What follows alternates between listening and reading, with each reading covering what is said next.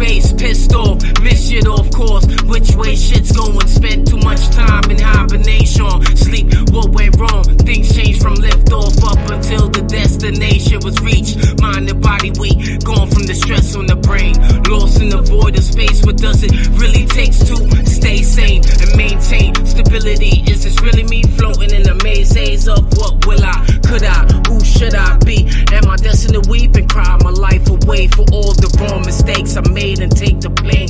Damn, this shit is so insane. Just wanna flow free like a river into the ocean. Not headed what for the fucking drain.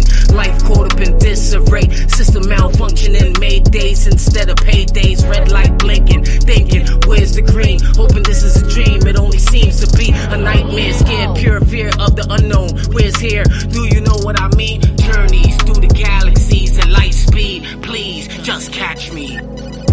Heart always crying, but my heart won't stay silent. Sky is the limit, but after that I'm not finished. Heart always crying, but my heart won't stay silent.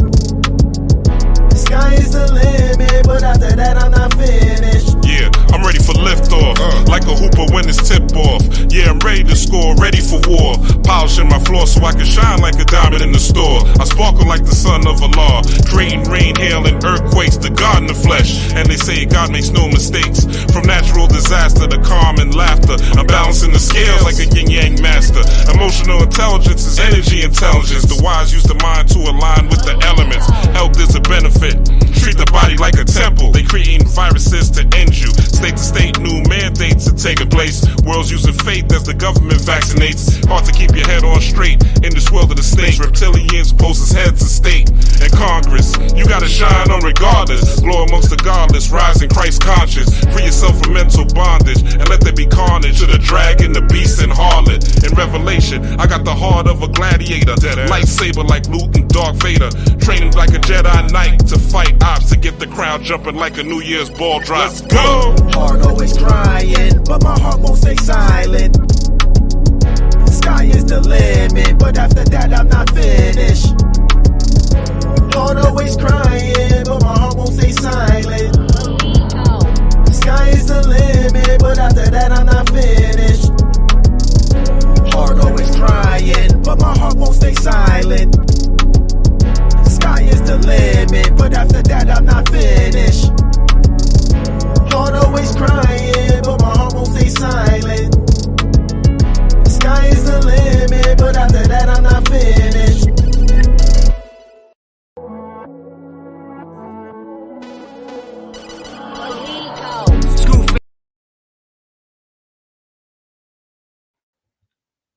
Peace, power, and prosperity. I am Rob Blackstorm. Welcome, everybody. We got people in the building already. Peace to the legend, Hala Vegeta. Peace to the legend, Philip Boone. Peace to the legend, Vanita Hamlin. Pardon me, Queen. Peace to the legend, Junkyard Jedi. We getting it started. I'm not even going to waste y'all time. It's a beautiful Sunday. It's a relaxed Sunday. I got two giants in the building. I said I got two giants in the building. We're gonna bring in first and foremost the Professor Michael Bell. Welcome back. Welcome back. And we're gonna bring again another legend, another Professor, Adika. Butler. Welcome back. And we're gonna do some purging today. I said we're gonna do some purging today. Okay? We're gonna get everybody right. Hope you have a great weekend. All right. Had a great new year to start off. But we're gonna do some purging today. We're gonna decode this masonry for y'all. We're gonna tell y'all, is it a blessing or is it distressing? There's a lot of things you may have heard about Freemasonry, a lot of things that you may have talked about. First and foremost, before I even go into that, I want to shout out to all the new subscribers. A lot of y'all turned up this weekend. I don't know what video I dropped. I don't know if it was the Kang video. I don't know if the Panic videos, the Bobby videos, but I saw y'all. A lot of y'all showed up and showed out. So I appreciate y'all from the bottom of my heart. It affects me sincerely. And you know, it's great to see that, you know, my words are having an effect, and I hope they continue to do so. Myself and my guests that I bring on, because it's not just me, y'all know. And I'm definitely going to be consistent on this Sunday thing for y'all in 2023. I got some stuff that I'm working on down the pipe, membership, where I'll do Wednesday videos. That'll make me, you know, dig deep in my bag and do the slides for y'all. But enough about me, though, because it's not about me. It's about my guest here. All right. So, Mr. Bell, I know you said you had something you wanted to talk about before we start. You wanted to kind of go in as far as the conscious community, right? We know when we talk about the conscious community, there's a lot of and I guess Adika, you could, I'm sure once he says something, we're both gonna have add-ons, but you know, the conscious community is many things nowadays. You know, it has people that are doing the right thing, people that are dropping information. You have the magicians, you know, I call them the Harry Potter tribe, you know, the people that are trying to, you know, bind people, the people that are trying to use the magic just for material means, the people that are law of attraction gurus, right? You have the historians, right, who dibble and dabble in a little bit of Yoruba theology, maybe talk about Ogun here and there, and Yamaya when it's convenient, right? The conscious community is a lot of things. It's a lot of things nowadays. Peace to Philip Boone, peace to Divine Oracle, peace to CA1, it's CN1. It's a lot of things nowadays that's happening. So, Mike Bell, talk to us about the conscious community, and then Adika, you could, you know, piggyback, and I'm sure I'll have something to chime in after I hear you geniuses. I mean, I'm just, it kind of ties into what I'm sure we're going to discuss, which is people have to do their due diligence. You know what I'm saying? And what I mean by that is we have a lot of meme scholars, right? And I don't knock anybody who's at the level of where they get information from memes, because there you can get some solid information from the right meme, right? Even if you just research what was in there, you can find out whether it had solid information that can take you deeper down the rabbit hole, or you might do just a Google search and find out that meme wasn't even close to having correct information. But what I just noticed is that everybody talks about agents and the Matrix and this disinformation, and we got the demiurge and the archons as the bad guys, and we got a lot of people talk this talk, but they don't know how to walk that walk. And so I'm suspicious whenever I see the same meme flood my timeline from 30 different places. It's the exact same meme, and you got people, you'll see that same meme will have 135 comments everywhere it's posted. And so I just wonder how people are so afraid of the demiurge, they're so afraid of this archonic energy, but yet you share these bogus memes that you didn't even do even the briefest research on. And the life, it kind of ruffles my feathers, because again, at one point I was doing research through Instagram, strictly off hashtags. You know, you go on Instagram, and I don't knock nobody. When you get, at one point, my library consisted of like psychology books. I had about 12 Star Wars novels. You know, I had a for me, I know it was like a real mediocre library, but I used to Google shit. I used to download PDF. You do your research, and then if the spirit move you, eventually you move on and you build. But you got to start building at some point. And that's the only thing that really gets me, is when I look up and I see all, and I say to myself, people are more worried about the demiurge or Freemasonry and the checkered floor. People are more concerned about that than what was the origin of that meme you just shared. You don't even know a real life agent in the flesh put that meme together. But yet people are more focused and concerned about, truthfully, things that don't even impact their life if they don't give it any energy. And that's really all I wanted to talk about. I'm you know, you guys chime in, but that was just at the time when I hit you with it, it was really ruffling my feathers. But now, you know, I'm not even as heated as I was. But I look online and I'd be like, God, every day I'd be like, you know what? I'm gonna bag up on this social media. I got you. You just. I was never at my worst. I was never a memeologist. I'll put it that way. You know. Yeah, I agree with that.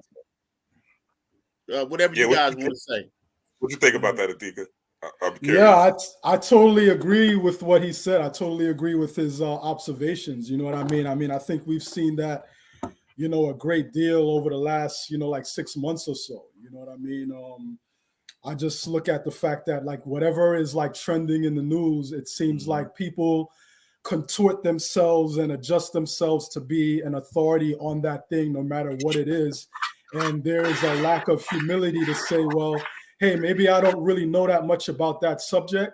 Let me not present myself as an authority on that. Let me defer to somebody else or refer the public whose ears and eyes I have like a hold of to somebody who actually knows about that thing. You know what I mean? Like when the Woman King came out, I seen like a whole bunch of people who suddenly, had all of this deep esoteric knowledge on the homie when I wasn't seeing nobody speak on that before. You know what I mean? Anytime something happens in the news cycle, you see that dynamic play out. But yeah, like one of the biggest things as I see is a lack of humility in that regard. But, there's still people who are out there who are authentic and, always bring their own energy and their own spirit to the teaching. And, those are the people who I rock with and who I appreciate and who I value. You know what I mean? Like, the professor, Mike Bell, like he's always, giving you the deep knowledge, but he brings it he wraps it in humor. You know what I mean? And that's, like one of his things, you know what I mean? And even in his book, which I got right here, The Occult Meaning of Masonry, which is a topic of study tonight. He incorporates like a lot of different schools of thought. So it's not just a conversation about Masonry, it's how Masonry can be looked at within different schools of thought, and you can find, the Masonic line within that, even if you're talking about, Eastern philosophy, Western occultism, or even, different forms of what people would call, African spirituality. So I think that type of teaching, that holistic style, is very important. It's more needed now more than ever, where people tend to segment different things and create divisions that are not actually there. It's good to have, people who are bringing, the information in a holistic way, bringing humor, bringing themselves to what it is that they're talking about, and, not just being a parrot of somebody else, giving us, warmed over leftovers from somebody who passed away, years ago. Just being yourself, and that's important. Yeah. Everybody can't be Bobby Hebbett. Everybody can't be Panic. You know what I'm saying? Right. Everybody can't rock the Baphomet. Somebody has to come through with their unique psychology. Yeah. With things that you've learned on your own. Now it's okay. It's like when I first started rapping, right back in the day, I wanted to be like Eric Sermon, so I would write and I would say little things like, hey, or like little things like he would say, he'd throw it like, hey, dude, I would put that in my rhymes. Then I want to be like Raekwon, right? So I started constructing my bars like Raekwon. And then I met somebody, my man, shout out to my man if he's watching, Hippie. And Hippie was like, yo, bro, be yourself. He was like, you don't even have to rap about shooting guns, because there's a lot of gun bars and stuff like that. He was like, you don't have to rap about killing, you don't have to rap about shooting. He was like, that's not true. Just be yourself. You know what I'm saying? Right. Come up with things that you like. He said, you always read it, you always study it, you're always bringing us information. So he said, come from that angle, and that helped me a lot shift my psychology. So, we just had this full moon in Cancer, which deals with the heart and emotions. So it's very important that we get in tune with our own heart and what our own, in this age of Aquarius, so to speak, is spilling that water. That symbol is spilling that water from the heart, right? So that water is our soul. It's a representation of the soul. So what is our real soul putting out into the world. We can't be carbon copies of people, right? That's not showing the best versions of ourselves.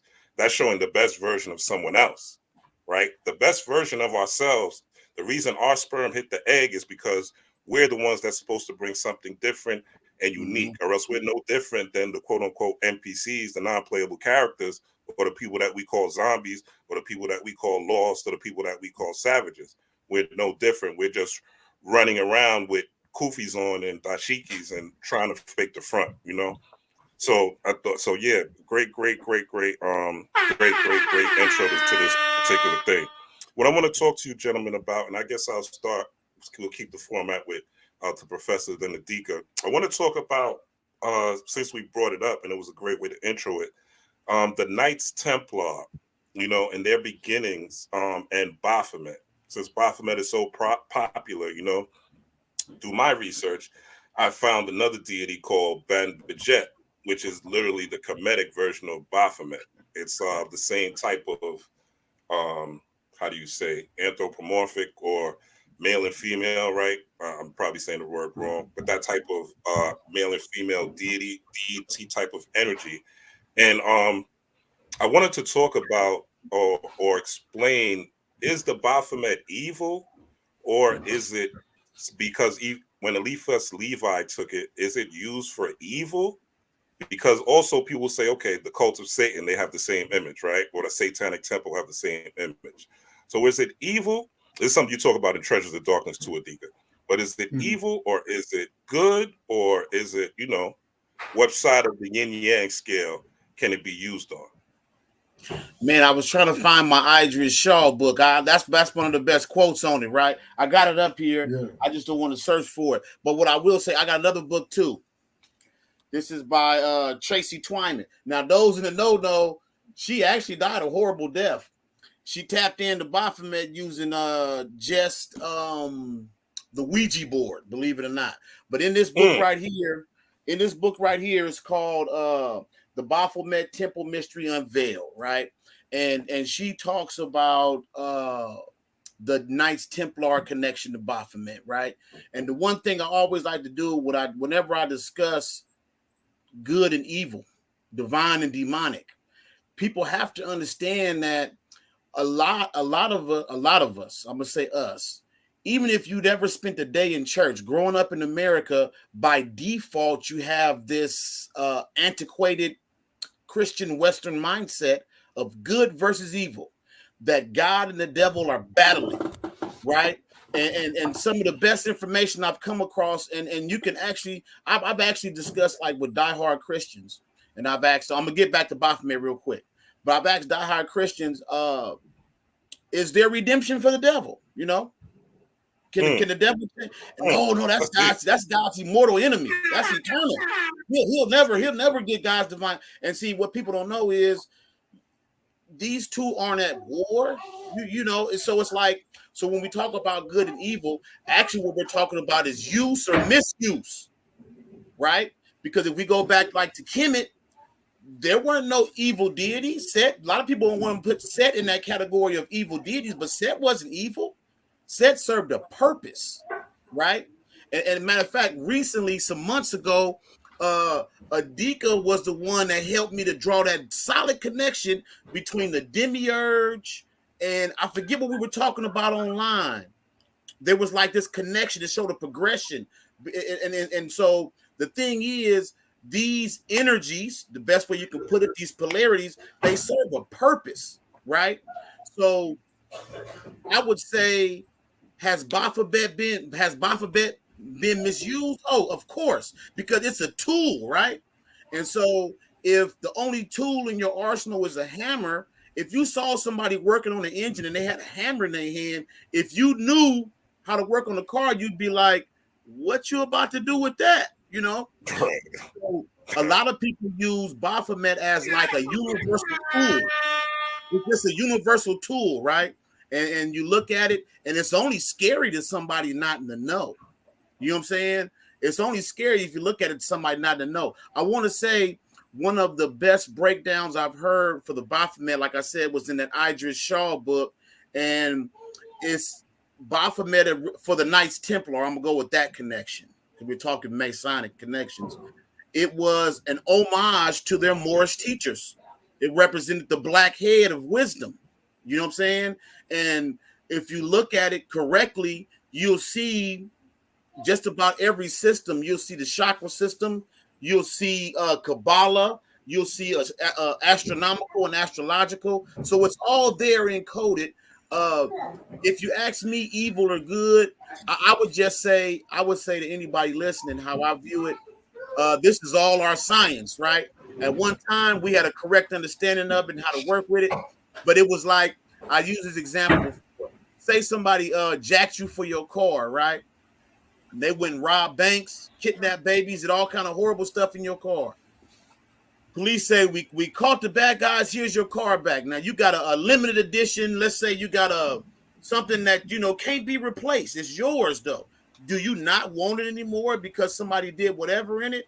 Or do you go through the process of making it your own again? Maybe getting that funky smell out the vehicle. Maybe I'm going to change the color and change the leather. Maybe I'll do this and that, but I'm keeping my car.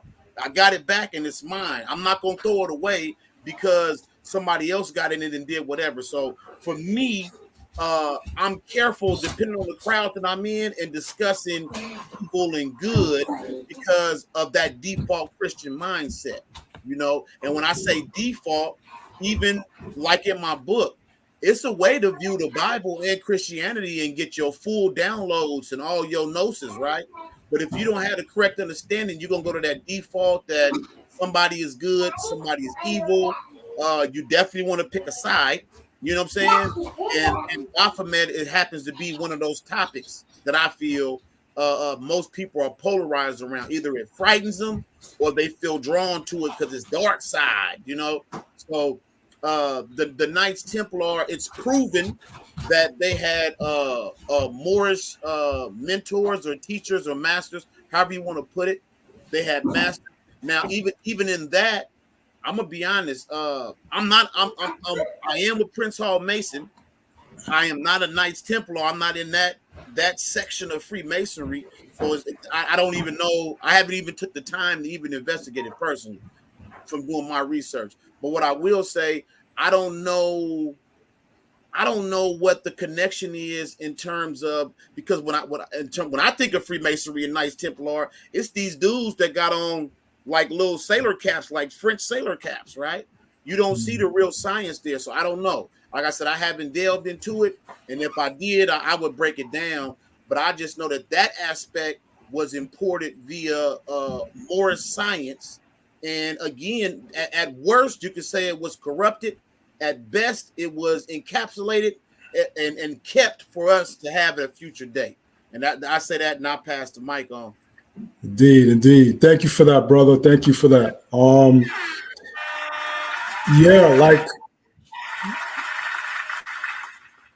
indeed. So you took the words right out of my mouth when Brother Ra, posed the question. The very first thing that came to my mind was Idris Shah's book, The Sufis. He may have broached on the subject and like some of his other books, but how I came across that was in the book The Sufis. And to my recollection, what he had said in the book was pretty much what you just said, was that it was a reference to the supreme understanding that their Moorish teachers had. Some people have commented on the origin of the word Baphomet. And, some authors have said it's a corruption of the name Muhammad or Muhammad. So it became from Muhammad to Baphomet. Another idea or thought is that Baphomet is a corruption of Abu Fihamet, which to my recollection in Arabic means father of understanding or something within that vein, the one who understands.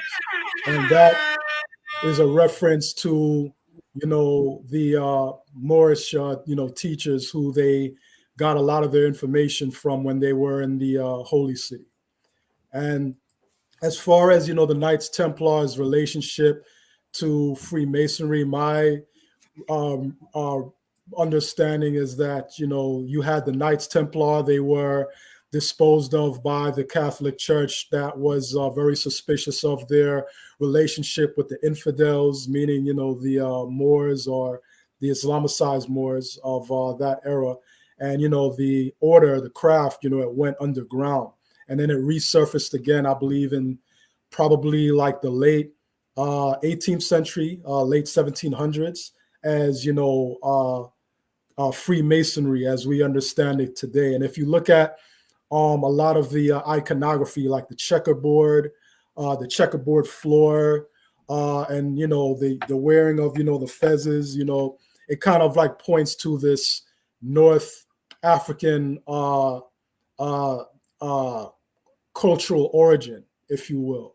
When you look at a lot of art from, you know, the Amazigh people of North Africa, who, you know, people more formally recognize them as the Berbers. You know, they have like a lot of like checkerboard motifs in their fabrics and their artwork, as well as in Senegal. So there's definitely a connection there. Yeah, there you go. See, you got it right there. So you see the checkerboard floor. You know, I put up a post on my Instagram page where I kind of like, you know, cement that connection. And then, you know, as far as the relationship between where, you know, the Baphomet, you know, term originally came from, in more recent years, I was exposed to an idea that the word Baphomet is actually a code that when you break down the numerology using simple gematria of the word Baphomet, it actually breaks down to a reference to the Aeon Sophia, which, you know, is a figure in Gnostic thought. But when we talk about Gnosticism, it's very important to realize that although the word Gnosticism or Gnostic has a Greek root, the actual teachings and the conceptualization of what that is actually coming out of East Africa. That's why when you get into like the formal library that the Gnostic texts are based on, it's called like the Nag Hammadi Library, because they found these Gnostic texts in the village of Nag Hammadi, which is in Egypt. So when you're talking about Gnosticism, you're essentially talking about Coptic theology, which is, you know, East African theology, you know, coming out of like Ethiopia, Egypt, that region of Africa there. So, yeah, when I think about Baphomet, I look at it from those standpoints. I know that Eliphas Levi is very involved in promulgating the image of Baphomet that we've seen. That pretty much, you know, is his interpretation, his take on what that means, what that is. But if we're getting down to just dealing with the word, you know, it always comes back to melanated people, no matter how you cut it, no matter how you slice it. So, you know, that's my input on it. Yeah, there you go. That's the book. That's the book right there. Idris Shah, the Sufis. Yeah, I think excellent. Yeah, we've learned a lot. The connection to the Berbers, that was deep. Yeah, and I kind of wanted you to touch on that, Adika, because I read that in one of your excellent treatises, The Treasures of Darkness. Treasures of Darkness. Yeah, there we go. Yeah, what is it? Baphomet and Bassinets, right? You broke it down very well, even with Hollywood, how it relates to Palo Mayambe. Yeah, you got to put this. You got to re-up on this, bro. This is like. Yeah. I'm coming with it, man. I'm coming back with it. Man. People been asking me about it, and yeah, I gotta like bring that back out and probably do it with a new cover. Yeah, right now it's needed. I got my copy too. You know, and that's one of the things I can say that I appreciate about what you bring is I'm 49, and you know I'm not no youngster. I've read a lot of books, but it's like a breath of fresh air when somebody comes from a different angle. You know, because even I got 3 shelves behind me. even with all these books, like you said, you start to notice a pattern that all this information is just, you know, your favorite author quoted another one of your favorite authors, and he quoted somebody else. So it's refreshing when you get a new paradigm shift, when you can look at these things from a different perspective. I say this real quick. I want to take it to the checkered floor. Now, everybody is spotting the checkered floor in the videos, and this Masonic this, and it means good and evil, yin and yang. We can all spout it. But I'll be honest with you. I was watching I can't think of this series. It was on Netflix, Dark. You guys ever watched or heard of Dark? I've heard of it. Okay. It's set somewhere in Europe, and it involves time traveling, this and that. But I was watching that, and I had a moment where I connected dots to that checkered floor in Masonry. Now, I'm going to break it down as simply as I can. The checkered floor, of course, we know it stands for good and evil. You're at all times, theoretically, you would have one foot on the white tile, one on the black, which means that you represent that balance between the two opposing forces. However, I've heard nobody talk about the connection between black holes and white holes. Right? Now, that goes beyond the meddling in human affairs that people like to apply this to, because people can tell you, I saw the checkered floor in the video, but and what? You know, okay, you're gonna tell me yin and yang. And the thing about it is, we should know that these cosmic or divine events play out down here. And so for me, I look at it and say, we even have two races of people who claim to be white and black. The white people aren't white, and the black people aren't, technically speaking, black. But this is playing out in terms of these black and white holes, because number one, Masons are known as travelers, right? Masons are known as travelers. It is known as chills. Hold up. Before you switch, you gave me chills, man, because that's a I never heard that. I never heard that in my life. Profound as hell. But it makes sense, and I'm like feeling where he's going with it. Like, just keep going, man. Keep flowing. I had to. No, and so I'm just saying that for me, these are the connections I make. Masonry is known. A Mason is known as a traveler. Masonry is known as the craft, right? Now, people want to put these other nefarious meanings, but I'm saying in the ancient terms, nobody's talking about whether these are vehicles for actual travel, because a black hole is the entrance, the white hole is the exit. This is a means of it's essentially, black holes are nothing more than quantum entanglement. We're discussing quantum entanglement, you know? And so I just look and we see that these things that are cosmically playing out on a human level, but we're not walking it back up. We're keeping it down here because people want to have, I hate to say it out loud, but people want to have this imaginary overlord. They want to have a devil on their back, that somebody's keeping them down. And so one of the problems that I do have with the common level of consciousness, it essentially, it's like a form of it's a poverty mindset. It's a poverty mindset, because if all these wealthy people, if all these wealthy people are the bad guys, only way I can be good and righteous is if I'm poor and broke. You know, I had somebody tell me recently, hit me up online and said, anybody that makes over $1 million is an agent, a clone, or if not both. And I was like, $1 million ain't shit though. Hold up. Yeah, but you see the mindset. So all these evil people, and that's where I connected to, like I was saying about these memes, where you don't realize there's an office somewhere, probably in India, and they're banging out these memes that have the fucked up all the grammatical errors.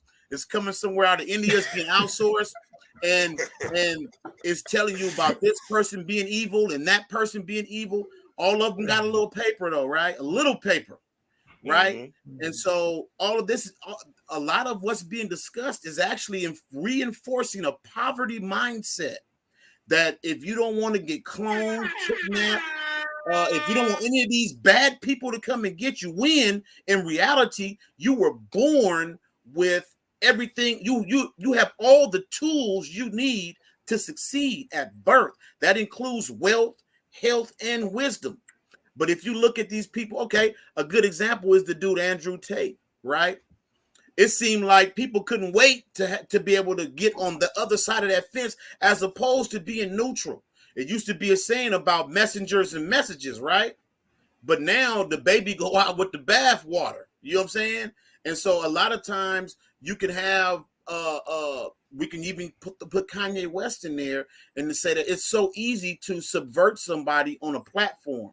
And most people don't realize how fickle they are in going with main. It used to be, I don't watch the news, man. I watch, I get my news from social media. And at one time you could get the real. Now you'll see it on social media before it's on the news. Don't think that the powers that be are not in there. Mark Twain. Okay, speaking of Andrew Tate, Mark Twain had the saying, man, everybody innocent till their name appears in print. You know, you'll be on the front page guilty, you'll be on the back page, on the last page exonerated. What also comes to mind, I don't know if you guys are up on it. In Cuba, they just recently pointed out that I guess the CIA has started some hip hop movement in Cuba. You guys up on that? No. Just check it out. It just got found out, and the CIA admitted to it. They were trying to be subversive, and that shows, number one, the power in music, right? That they chose a vehicle such as hip hop to what we're talking about now, to implant their messages and to push them to push these political agendas, right? So and it's funny because, not to interrupt you, but I remember a few months ago, Panic did something where he talked about how hip hop has been used for subversive purposes, over the, since the beginning, you know what I mean? So it's interesting that you would highlight that, because it creates like a pattern that we can follow. And for me, I found out about this CIA thing in Cuba around the same time as Tate, and I was just thinking, like, is anybody else connecting these dots that you can be fed information through? Because see, a lot of that. Okay, I'm jumping around, but I'm hoping that the dots come together. A lot of people's view of the we picking up what you're putting down. Okay, the ego. A lot of people are confused about the ego. It's ego death. You got to kill the ego, this and that. But you got it right. There we go. But what people don't realize is that your ego is not your enemy. It's just out of control. The ego makes, my favorite saying is, the ego makes a poor master, but an excellent servant. It's just there the ego is just there to actually to protect you. Now, with your guards up through your ego, there's certain things that you automatically gonna let slide through. Things like music, whatever your favorite music is, the ego gonna kind of lower his guard on that. Man, if it's hip hop, right? And so I think it's the same thing when it comes to social media, in that we allow our egos to be that servant and not the master, when you have to actually still have your guards up, still filter this information through and vet it. So I look at a lot of these things, and just to tie it back in, we were talking about the black and white floor. I just think that the conversation needs to shift. I'll even go back to Adika, to your book, when you spoke on the 7-colored serpent. We don't realize that all of these concepts are ours. They're ours. And I'm not saying that we're all from Egypt. I'm not saying we're all from Africa. I'm not saying that we're all from America. We are indigenous. We are the first. That's why you go back a few hundred years, any pocket on this planet, you will find a deeply melanated person, right? And so what we have to realize is that, like I was saying about the vehicles, about this is your vehicle. Now, for me, yes, I am a Mason, but anybody know me? I'm not your cookie cutter Mason, though. I'll be honest and say that, even amongst that circle, they used to put up the garlic and the cross on me. Yeah. I was that brother that I'm gonna shake it up, because my thing was I was searching for the origins. I was getting to the root, because the bottom line for me is I got a bunch of downloads through it. You can't turn your back on that. I mean, I wasn't going to. And so I'm glad that I did my due diligence and you know, and the rest of it, even in putting out my book, you can believe it wasn't well received, but it's like, and when I say well received, I mean in Masonic circles, right? Right. So what I mean by that, but the counter to that is, who's gonna walk up to what's the brother's name? Gaggett. What's his name from that guy Gaggett?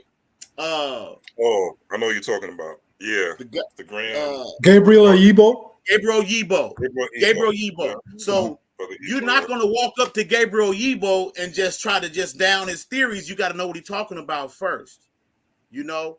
And so I found myself in a similar position. I put something out that everybody wanted to disagree with, but you got to do the work. And that's partly why I wrote the book the way I did.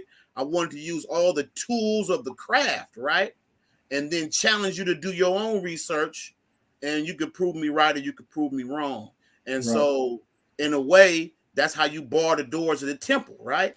Right. You tell somebody, sit down and do the work, you know, as opposed to me to spoon feed you my theory and then let you, you know, cherry pick it apart. How about you do the work?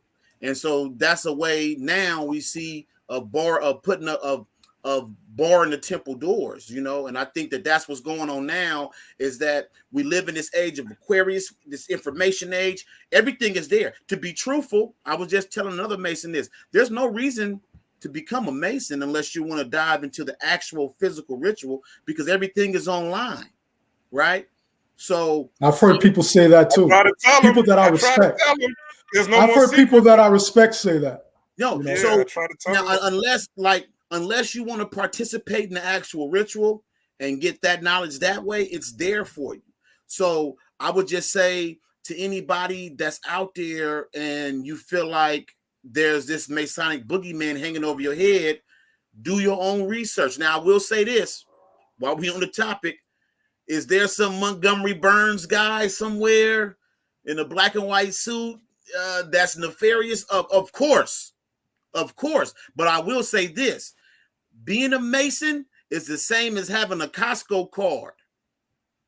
Anybody can get one if you can afford it. You guys got Costco out there, right? You know what I mean? It's the same as having any kind of a JCPenney card. So the same people who hold might be a Mason. These same people are on several other different bodies, right? And so I just always say to people, I would like, let's vet the information, put it on the scale, you know. And a lot of people, man, meditate, just try it, and you'll be surprised at what's waiting for you on the other side of that veil. And you don't even got to stick your head all the way through the veil. That's why they call it piercing the veil. You know, you'll be surprised at downloads you get just brushing up against it. So, I mean, you know what? Let me back up. I don't want to do all the talking. I'm trying to sit up and listen to, but I just wanted to drop that, and hopefully we can get out of this paradigm. And that's why I would recommend both of you guys' books. You know what I'm saying? Because what we need is we need more people who are willing to step outside of the paradigm. I mean, not the paradigm, more people willing to step outside of this cookie cutter mold and can present information in a unique way. Because we're at this point of the age of Aquarius. Think about it. Age of Aquarius converged with the internet and big data collection, right? That wasn't by mistake. They said that right now, more information is being collected than in recorded history. And so right now, even though we are in the age of the knowledge bearer, right? We're in the age of knowledge, but we are being flooded with information. And so don't allow information to become your power. It has to be knowledge. So we're in this age of information, and you can actually blow in the wind. You can get on the internet, you can get on social media once every hour and get a totally different opinion depending on where your feed is at. So you kind of have to stand your ground, do your research. It might not be what's popular. Everybody might be on, like for me, I was on Gematria years ago, right? I didn't knock nobody in when they wasn't on it. Now it's on my peripheral. It's not right here on the front of my screen. So I would just say to anybody listening, while we're talking about a subject like this, you know, your soul is going to communicate to you where to be. In the meantime, you pick something and you truly dive into it, because like Adika did a great tie-in when he talked about Gnosticism. The thing about Gnosticism is it ties into the saying of know thyself. You're here to know thyself. You're not here to know Kanye. You're not here to know your favorite YouTuber. You're here to know thyself. Now, the people who I read books about, they speak to my soul. And I can follow that. It helps me to go deeper down my particular rabbit hole. And so I would just say that's all I would encourage people to do, is to not follow the common narrative, because honestly, you don't know who's spoon feeding you unless you've done your research. Indeed. For real. Adika, you want to follow up with that excellent, masterful soliloquy? Yo, there's so many things he said that had value. I'm not even sure where to start. I'm gonna go back to the beginning. I'm gonna go back to the beginning of what he said, which really rocked my mind. What he said about the black and white holes, profound. Because as he was like talking about that, I was thinking about the fact that even when you look at Freemasonry, I'm not, a Freemason, but I have studied it a great deal over the course of my years, and I noticed that there's a lot of Kabbalistic iconography and a lot of Kabbalistic themes. Like even in the cover of the book, you have the pillars of Boaz and Joachim, and you could see that right there. And that speaks to the pillars of mercy and severity on the tree of life. So that got me thinking about who brought that system that we know as Kabbalah, and it's associated with the ancient Hebrews. And when you break down what that name means and the origins of the word Hebrews, Ibaru, it pretty much means those who crossed over. But when you add that dimension that you just added to the conversation, to the narrative, which I've never heard before about the black and the white hole, you've added a whole different dimension over it. Because when people generally think about that concept of the Hebrews being those who crossed over, people can interpret it on a mundane, earthly level to be those who crossed the River Jordan. But now you're bringing the conversation into a cosmic narrative where it can imply somebody who's like crossing time and space on a interstellar level. You know what I mean? And there's a book that I got that speaks to that concept in terms of, just like traveling through, the black and white holes on that level. But when you link the checkerboard floor to that, it just reminded me of the fact that, people want to talk about, is this good or is it bad? It's what you make it. Mm-hmm. And your ability to see and have imagination and creativity and just an open mind is going to be as far as you can go with the information that you have, because essentially when you're talking about what Freemasonry is, you're pretty much going into the psychology of the black male from, like time immemorial. You know what I mean? We've always had, sacred orders, secret societies, and societies with secrets. In Freemasonry, you talk about Tubal-Cain, the grand artificer, who is able to work with metals of all sorts, iron, copper. Well, coming out of, Central Africa, you have the blacksmiths, and there's several different orders of blacksmiths throughout the continent. You know what I mean? This book right here is just dealing with it from, a Mande perspective. You know what I mean? And the Congo, Central Africa, Cuba, you've had the leopard societies. And then in Cuba, it's been more, updated with, what they call the Abakwa Society, where you can't even really get information on it like that unless, you are a member yourself or people who are members. You know what I mean? So we've always had, sacred orders, societies with secrets, and secret societies. I want to read a section from this book right here called The History of Freemasonry by Albert Mackey. And even in this book that I have, it says on page 63, I want to read. It says, and I quote, "The universal sentiment of the Masons of the present day is to confer upon Solomon, king of Israel, the honor of being their first Grand Master. But the legend of the craft had long before, though there was a tradition of the temple extant, bestowed at least by implication that title upon Nimrod, the king of Babylonia and Assyria. It had attributed the first organization of a fraternity of craftsmen to him, in saying that he gave a charge to the workmen whom he sent to assist the king of Nineveh in building his cities. That is to say, he framed for them a constitution.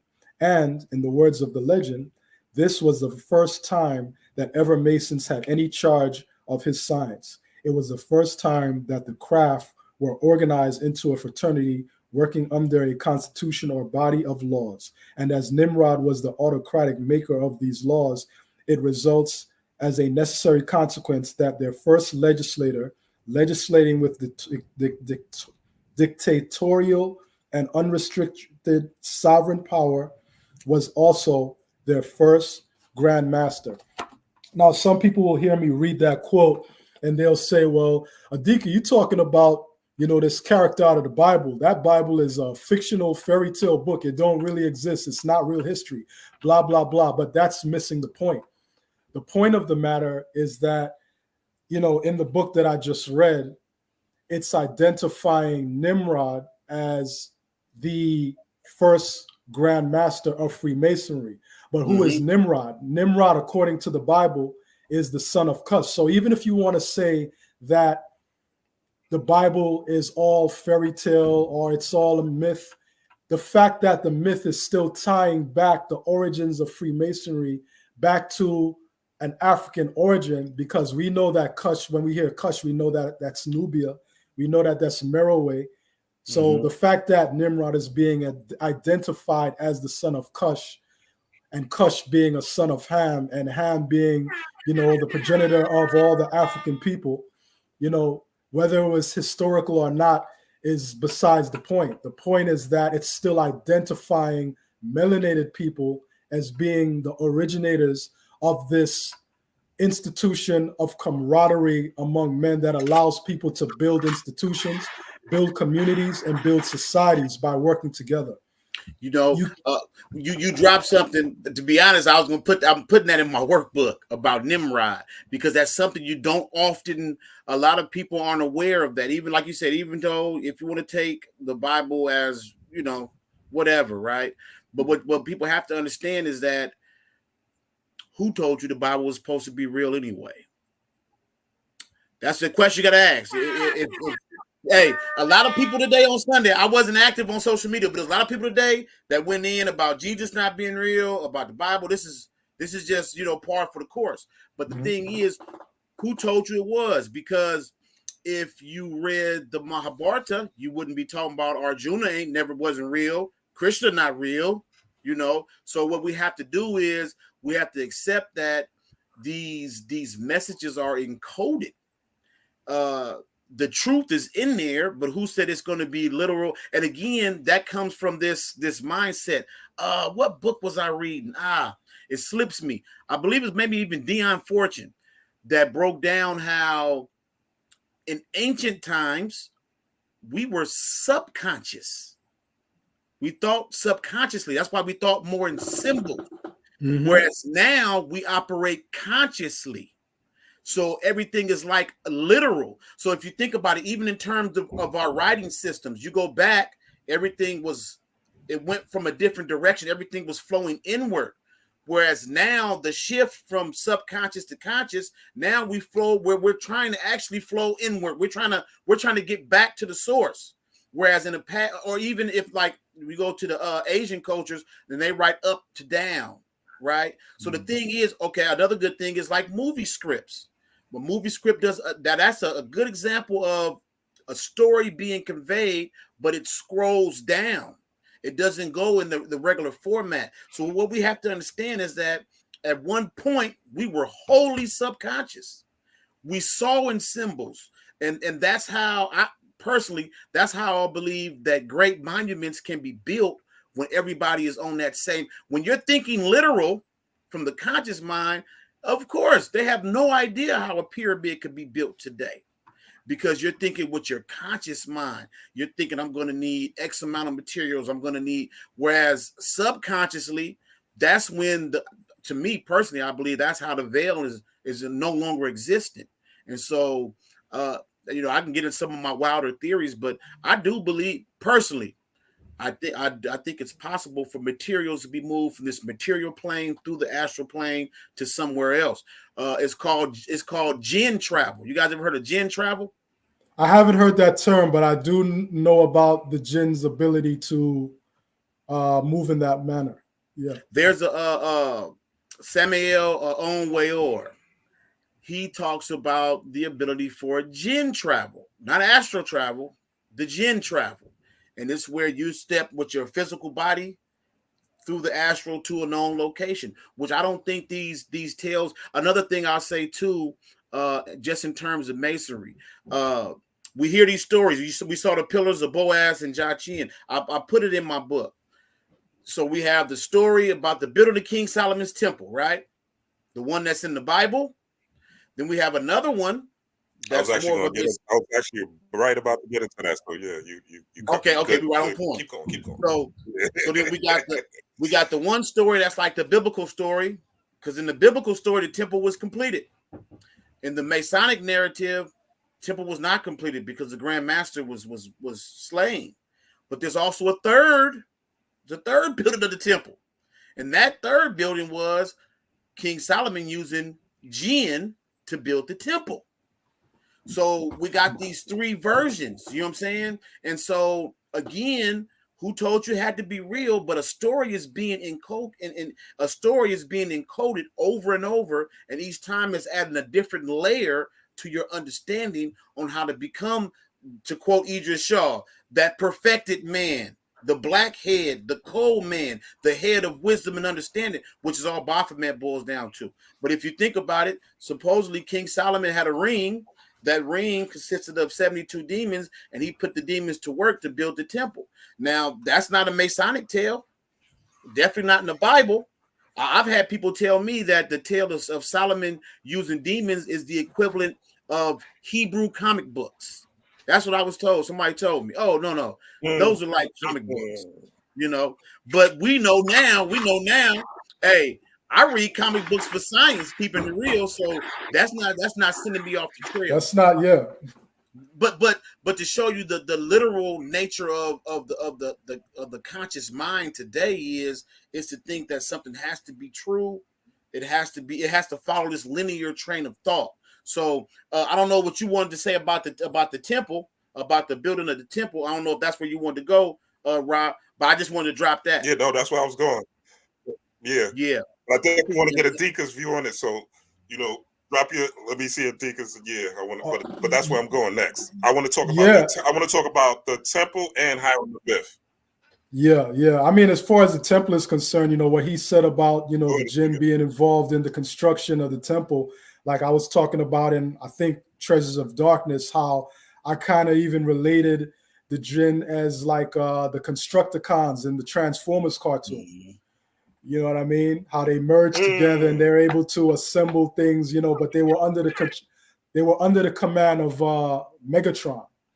You know what I'm saying? And there's a whole thing with the Transformers cartoon, man. I might get into that at a later time, man. But Megatron's cube, right? Yeah, exactly. All of that. Megatron, Enoch, Megatron's all of that. Mm-hmm. All of that. And Enoch being, a scribe, a writer. The ability, like the relationship between writing, rhythm, the jinn, there's a whole lot of, things going on there.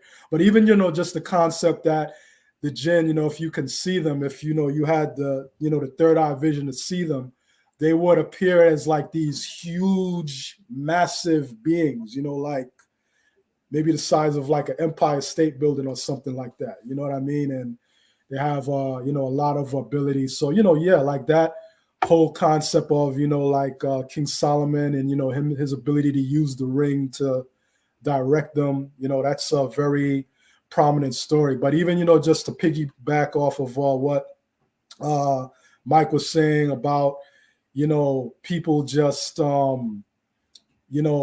not recognizing the fact that, you're dealing with, ancient people who are functioning from, what we would call a subconscious place. You know what I mean? And in that subconscious, they were dealing with the root of things, the truth of things.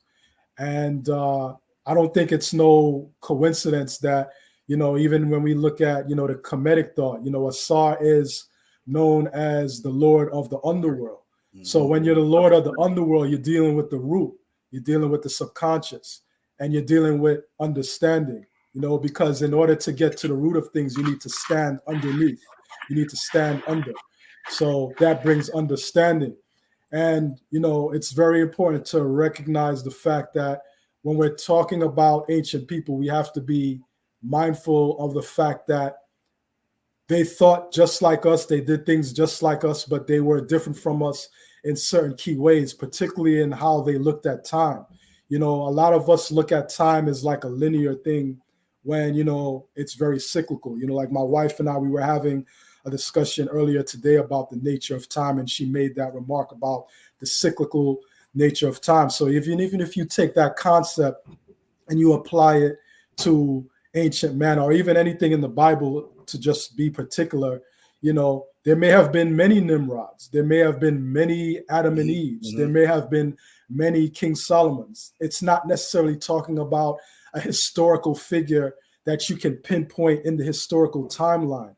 It's dealing with meta-historical concepts.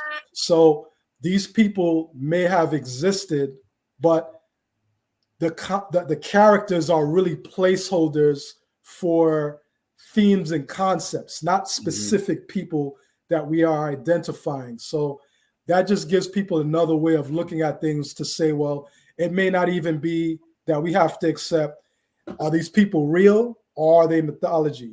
It might be just meta-historical. And it being meta-historical, it has its own reality. That's why, a lot of people still identify with the Bible. They still identify with the Torah. They still identify with the Quran, because there's something about it that has truth for those people and is able to guide them through and do great things with their lives. You know what I mean? Mm-hmm. I've met people, who are Christians and they've made great strides in turning their lives around. I've met people who are identifying as, Hebrew and Muslim, and, you can say the same for them. So, we got to really just give people a space to work with what's good for them and, just be supportive in that. And if what you're doing is good for you, then by all means, keep doing that and keep expanding in your ability to get more gnosis, get more knowledge, get more, whatever it is that you value. You know what I mean? And, that's my take on, that aspect of it. I think, too, a devout Christian, real quick, Mike, before you drop your words, because I know you're going to drop a bomb. Thank you, first and foremost, both you guys, again, excellent knowledge. But I would always say, a devout Christian is better than a fraudulent hotep any day of the week.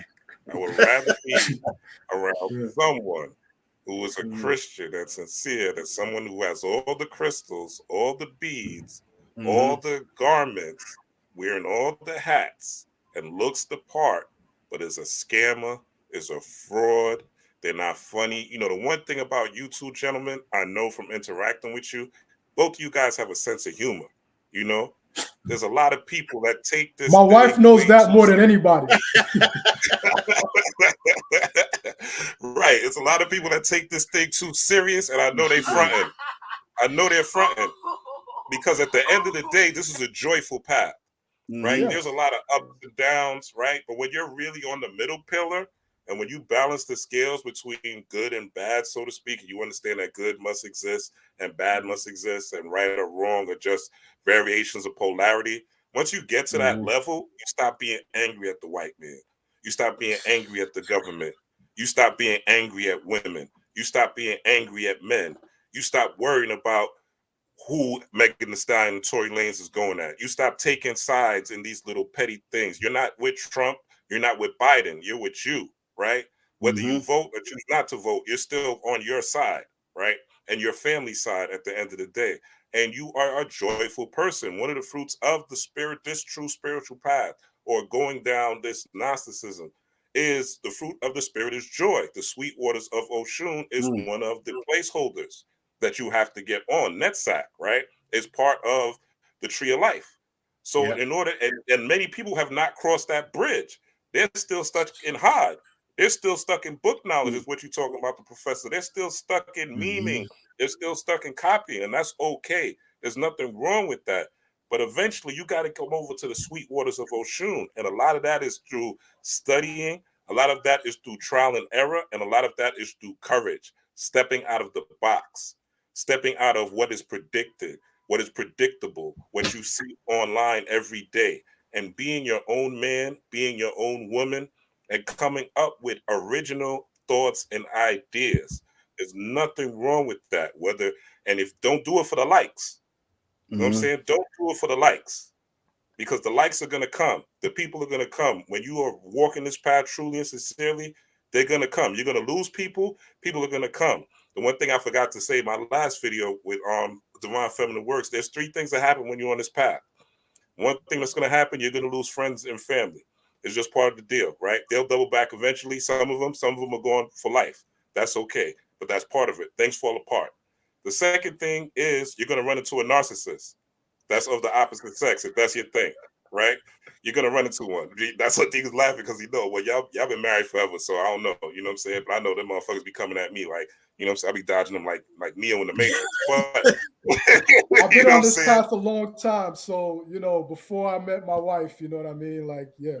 Yeah, that's what it is, And then the third thing is you're gonna lose more friends. You know what I'm saying? That's just what it is. Your like count is gonna go down on social media, right? You're gonna get people more critical of you, people talking more trash, people that have more to say. That's okay. Stay on your path, stay on your studies, right? Don't engage in the trollism, right? Be yourself and make sure you know what the fuck you're talking about. Don't go out here talking about 666 carbon and then you meet a scientist who's going to destroy your whole life. You know what I'm saying? Like me, who will destroy your whole life. See, I could talk to a scientist. Adika could talk to a scientist. Mike Bell, they could talk to science. I already know. I don't even have to, they already know. If an atheist comes to them, they could defend their concepts. You have to be willing, and some of y'all have to go in those arenas that are not in your echo chamber, right? Where they're not talking about consciousness. One of the best things I ever did was talk to atheists. I say this all the time. I was in an atheist group, because they will challenge the shit you say. Oh, your hair's 9 ether? Oh, because it spins and turns? Why? Your hair follicles, and they'll laugh at you. But guess what? Your research game is going to become impeccable. You understand? You're not just going to be getting stuff off Brother Rich's channel and regurgitating it, right? You're not going to be getting stuff off Panic channel and regurgitating it, or Bobby Hemmett. As great as teachers as they are, I'm not taking anything away from them, right? But we have our own teachers. There's 2 right here. We have our own minds, and we're all unique individuals and coming at it from different perspectives. I want to address that particular point right there, because I think that is particularly critical, in terms of, the newer people who are just getting into this. Not because, one of the things we haven't addressed is that there are so many people who are just getting into this information from the pandemic. You know what I'm saying? So they're newbies to this. You know what I mean? And it's very important for them to understand that, you have a connection within yourself that allows you to have certain insights, and don't take those insights for granted. When people just get into this information. Real quick, Adika, not to cut your wisdom, because I know you're about to flow. Tie that into, as we discussed via text, Freemasonry and the building up of man, and then Professor, you go in on that. Tie that into the Masonic theme as well. Yeah, because I see where you're going. I see the wheels turning. So yeah, indeed. So like I would just say, recognize that there is a light that's already within you that has not been stimulated into its luminosity yet, but it's still there. You know what I mean? You just have to go into that treasure box, open the treasure box that's located in the darkness, and find it. But a lot of times, like when people just start out, they say, oh, so and so said da da da da da. So and so said, and everything that they say is a parroting or trying to qualify what some other person that they perceive as a guru said, and that person might even be, Brother Mike or myself, you know what I mean? Yeah, so-and-so said this, so-and-so said that. What do you say? What is your experience? Because you do know that your great-great-great-grandfather or whoever ancestor you have might have been born back in the year 653 or 3000 BCE. You know what I mean? They might have been a master spiritualist, a great adept, and you have their blood flowing through your veins. What do you say? You know what I mean? Like it comes to a certain point where, it's good to like give everybody their props, all of these great teachers that you learned from, but you're supposed to be living your life. And as you're living your life, you gain insights. So it becomes about what you say, and, it's very important that you have that camaraderie, that brotherhood.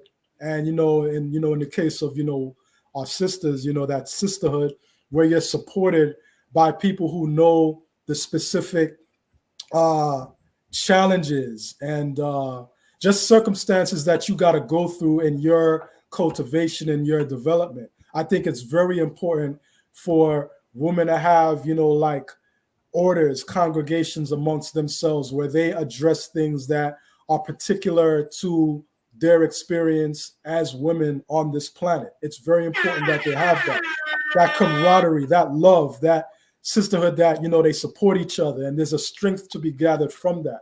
It's very important that brothers have the same thing because, like I said, we've always had it. It didn't begin with Freemasonry. You know what I mean? What we call Freemasonry is a recodifying of what we've always had. So to look at it as though it's something demonic or something good for it, it's neither. It's what you make it. It exists. And that's what life is. Like I remember I did a grand tour of the Grand Lodge at 23rd Street in New York City. A lot of people who are, in New York, you might know what I'm talking about. So I did this tour of the Grand Lodge of Freemasonry over by 23rd Street one Saturday morning. And it was maybe like a 2-3 hour thing. And, I saw like all of these like different rooms and they explained the symbolism. They talked about the different people who are involved in Masonry. Some of them I knew, some of them I didn't. And I had a chance to after, most of the people had left, I spoke with the guy who was coordinating the tour. And, I was just getting more information from him. He was giving me, literature that they had present, pamphlets. And, he was telling me the order that he's from, because he was Greek, everybody in his fraternal order was from Greece. You know what I'm saying? He was practicing it, he was a member of the craft, but what he was trying to convey to me is that, it's what you make it. You know what I mean? He was a member of an order where everybody was practicing a culture that he recognized from back home in Greece, where he came from. You know what I mean? And his point in saying that was that, you can you can form a brotherhood within the people of your own community. You have Prince Hall Masonry, which deals with, the brothers, who are here in North America, cultivating and exploring these concepts. I don't think nobody's going to say that Martin Delaney was, like an Uncle Tom, or he wasn't for the cause or anything like that. You know what I mean? And so many things is what we make it. And you've had many different orders that may have had a Freemasonic structure, so to speak, or may have been inspired by Freemasonry that wasn't Masonic. Like you have the Knights of Liberty that was founded in the 19th century by Moses Dixon. And all they were on was fighting against slavery. You know what I mean? They were abolitionists, and they was getting violent and, picking up their weapons and going at, people who are trying to like compromise their relationship with themselves and their own freedom and their own bodies. The commodification of our bodies, you know what I mean, is something that has been explored, but I think, we still have a way to go in terms of like how we're dealing with that. So yeah, man, you can't build a community if you don't have people that trust each other. As my wife was, talking about in a conversation we were having earlier on today.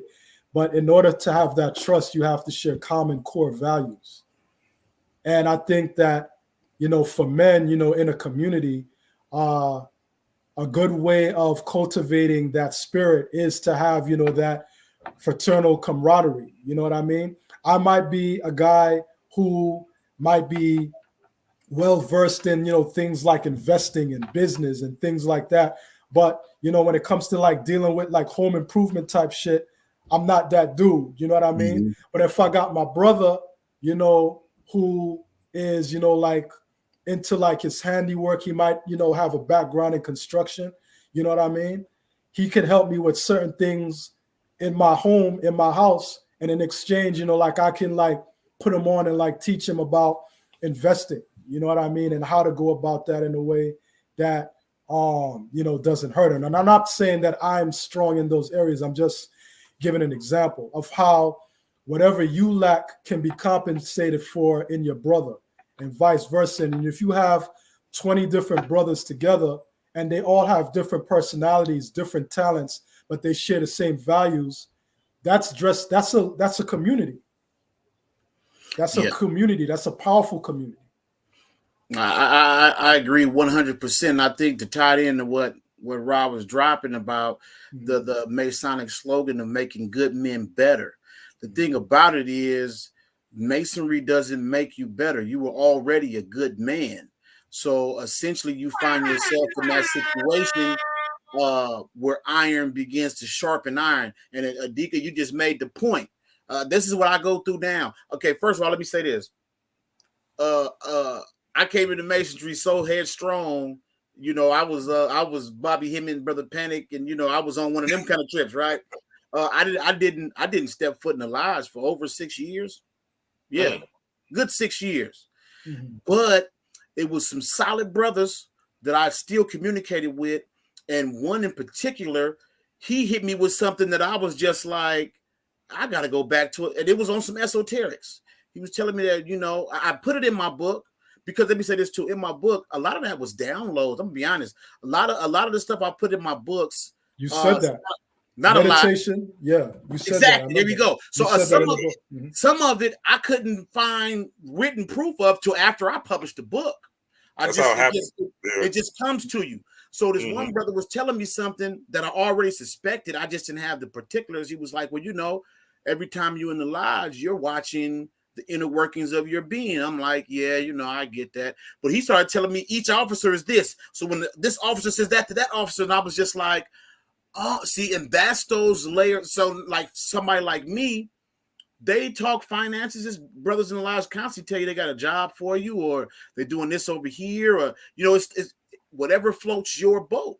Right. If you want to go talk finances, they go play golf every week, and they talk about what to invest in, and you can get all the tips if that's what you're into. But me, being who I am, that right there kind of had me like, I knew it. I just didn't know the particulars. So I'm like, man, you got to give me the particulars. But his thing was, man, come on, sit in the lodge, man. We'll talk about it. Right. See, there you go. There you go. They need the fees. They need the membership fees. I think it's very important that before we demonize anything, we should be approaching everything as scientists. Mm-hmm. A scientist is dealing with the art of observation. And based upon your observation, you record what you've observed, you make adjustments, you incorporate that into your life, and you make it work for you. So before anybody demonizes anything, they should look at it and say, okay, I'm observing this thing. I heard what so-and-so had to say about it, and that guy got to say about it. Is there anything in this thing that has value, that has virtue in it? and how can I extract something from that to improve the quality of my life. I don't think that anybody should be demonizing any fraternal order unless they have some type of construct of their own that addresses the very things that the order is purporting to address, which is, you know, the brotherhood among, you know, men, and, you know, like having us, you know, be able to work together so that we can keep our communities clean, keep it strong, keep it where if a person is wanting to go into the political realm and deal with politics, okay, you're dealing with politics like that on a local level. Well, you have to have like a, you know, like a voting block where vetting process, yeah, you have to have like a block. You got to come in as a block where when you elect the person, you can come in as a block and be like, yo, we represent X amount of dollars, you know, for this city, and we are responsible for X, Y, Z. We want you to do this for us. If I go in as an individual and ask for that, you know, they might listen to me. They might just say, whatever, you know, tell me what I want to hear. And when I leave, it's like, you know, just pay him no mind. But if I go in with 50 people, you know what I mean? And we all, let's say we all make $30,000 a year, but there's 50 of us. That's still something that people got to consider. And we all have influences within our communities. We all got people who listen to us. We all got families. That's a whole community. So it's like a community coming to you and saying, hey, listen, you're in office. You're our city council person. This is what we need. This is how we need it done. You know what I mean? And building these relationships and even dealing with the police precincts. You know what I mean? Coming as a block. At least they're fraternal order. Fire department is a fraternal order. Fraternal order is a fraternal order. Fraternal NFL is a fraternal order. Yeah, fraternal orders respect fraternal orders because people who are really doing it, they understand that no man is an island.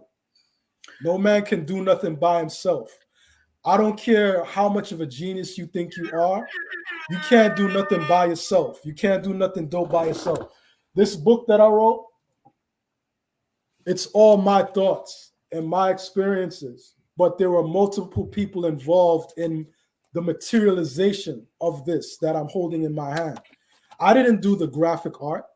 Somebody painted me. A brother in Nigeria, he painted me, sent me the canvas painting, and then I sent it to my graphic artist, who's an amazing graphic artist.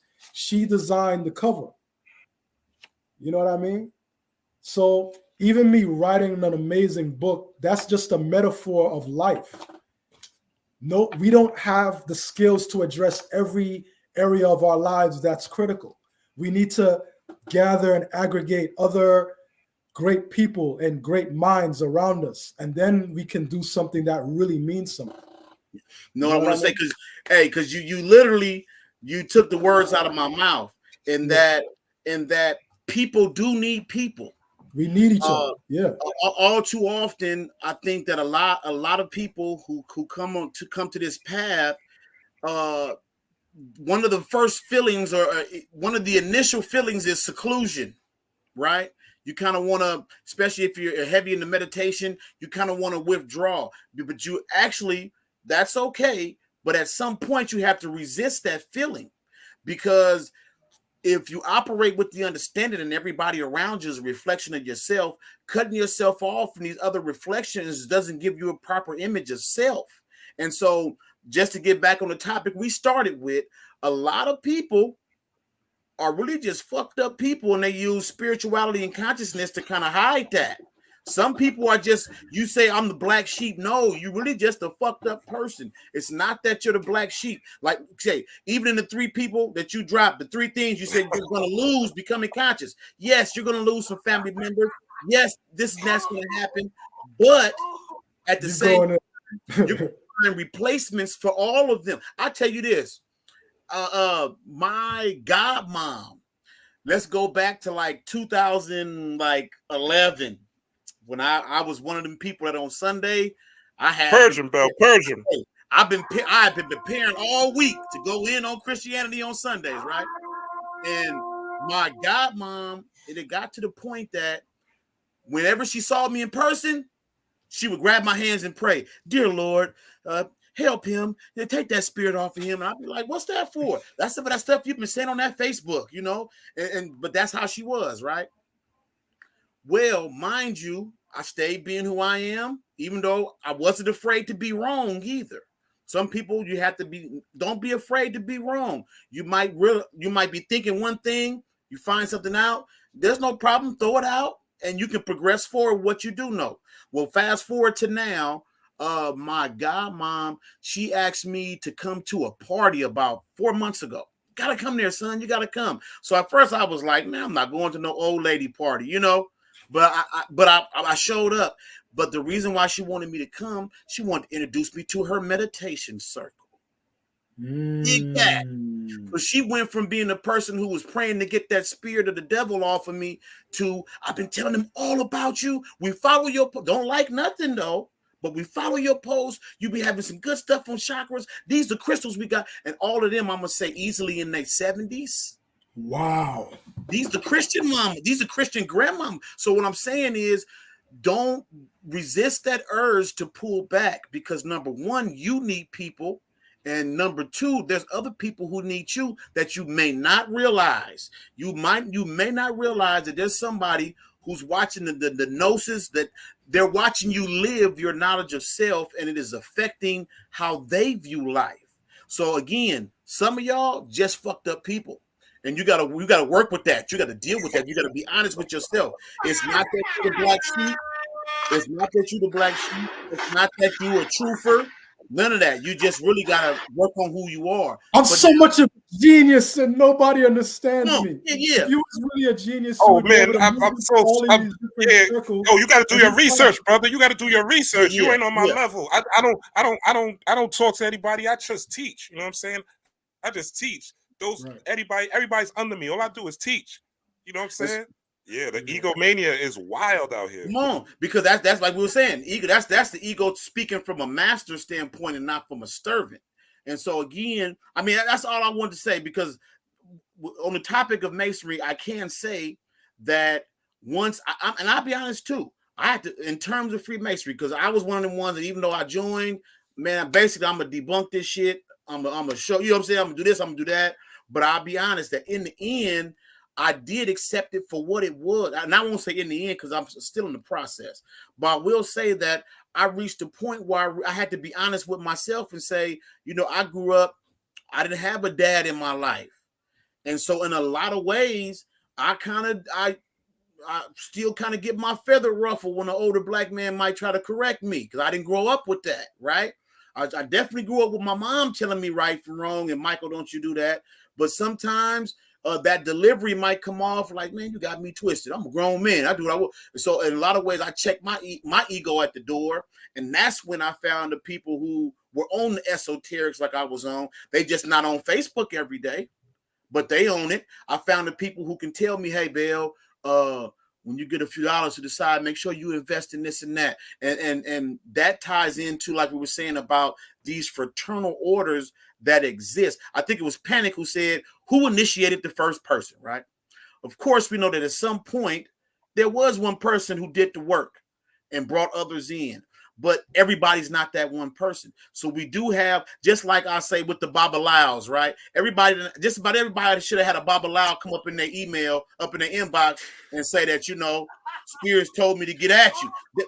That's not all the Babalaos though, right? You can't just put that blanket, because these institutions exist as a form of rites of passage. And it doesn't matter if you're a grown man. Doesn't matter. I'll say this too, real quick. We talked about downloads and the information you get. Well, when I first figured it out, because before everything was kind of external for me, you know, so I would go through these different systems and it's still something just didn't feel right. But when I finally when it clicked and I just started getting floods of downloads, meditations off the hook, I started writing out this little journal, all my downloads. I just knew nobody got this information right here. This that hot shit. This only shit I'm getting. Nobody getting this. I started reading other books, and literally I'm reading books that's saying it word for word, written 30 years ago, right? 40 years ago, if not longer. Now, at first, my ego was like, oh, this is bullshit. Man, I ain't getting no original information. But then it took me a couple weeks to be like, hold up, kid. You just wrote down shit from books you never read, topics you never even thought about. So I had to sit back and actually authenticate and validate that experience. Because you might think you original. Oh, yeah, I'm original. Nobody ever thought about this before. No, it's not that. What you have to realize is, wait a second, I actually tapped into something. So that's a way to vet your material, to know if you're on the right page. Don't get disappointed. You're not going to reinvent the wheel. You know, another thing I say too about Freemasonry, people want to tie it back in like this neat line of succession back to Kemet, and it doesn't exist. Because what's currently being practiced is closer to a reincarnation. It is not an unbroken chain. That's why if you go on any Masonic site, any book, they're not gonna say back to the Temple of Isis. They're gonna say the building of King Solomon's temple, because there's a broken link. There's a broken, but that it's not broken. Let me take that back. That's like that circle 7. A lot of people mistakenly say, "Oh, the broken circle." No, it's not a broken circle, but it shows this line of succession that's more of a life, death, birth, reincarnation, a rebirth. You know, I say that it's too in terms of Masonry. While I'm talking about this cycle, we were talking about cycles and cyclical nature. Well, and you know, most of us were taught north, south, east, west, right? Well, in Masonry, it's going to be east, south, west, north. And this progression of starting in the east, this actually follows like the hero's journey, because north is going to be considered the place of darkness. And that's where at some point, some aspect of you will die. And then in the northeast corner, remember Egypt is in the northeast corner of Africa, right? In the northeast corner, you are born again. And then you go through that cycle all over again, right? So these are progressive cycles. So you can say that in that place of darkness in the north, maybe you might think there's a broken link in the chain, but that was necessary for to be reborn. So like the Bible, and people knock it, the Bible actually is perfect for this time frame. Now, if you're a true scholar, you can rock with older information and you can get it there, but what happened now with the average American having the same attention span as a goldfish has a longer attention span than the average American. Did you know that? Why do you think all of these TikTok scholars are running around rampant right now? So yeah, I had a brother tell me about I had a brother literally inbox me, tell me my Facebook statuses are too long. And I told him, I said, you've been programmed for the last 10 to 15 years to see Facebook statuses that were less than two paragraphs. So that's why I said I'm actually trying to reprogram you by posting longer statuses. Oh, it has. Man, I was listening to this one guy. He's a musician. He's like that's a powerful point. He's like an orchestral musician. He does orchestra. He does symphonics, right?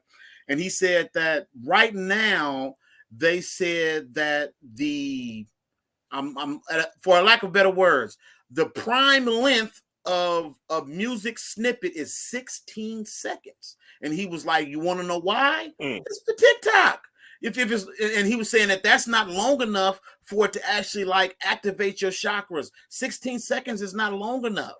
But we've been programmed to that. We've been programmed to say if it's longer than 6, you know, a lot of people nowadays don't even hit the volume on your shit. They just look at it like, oh yeah, he talking longer than 30 seconds. Let me go ahead and scroll on. They're not even gonna hit the volume to listen. Hey, I used to be frustrated back in the days with Instagram. As soon as you come on and be super loud and you had to turn it down. Now you got to turn it on, because if not, you'll miss it.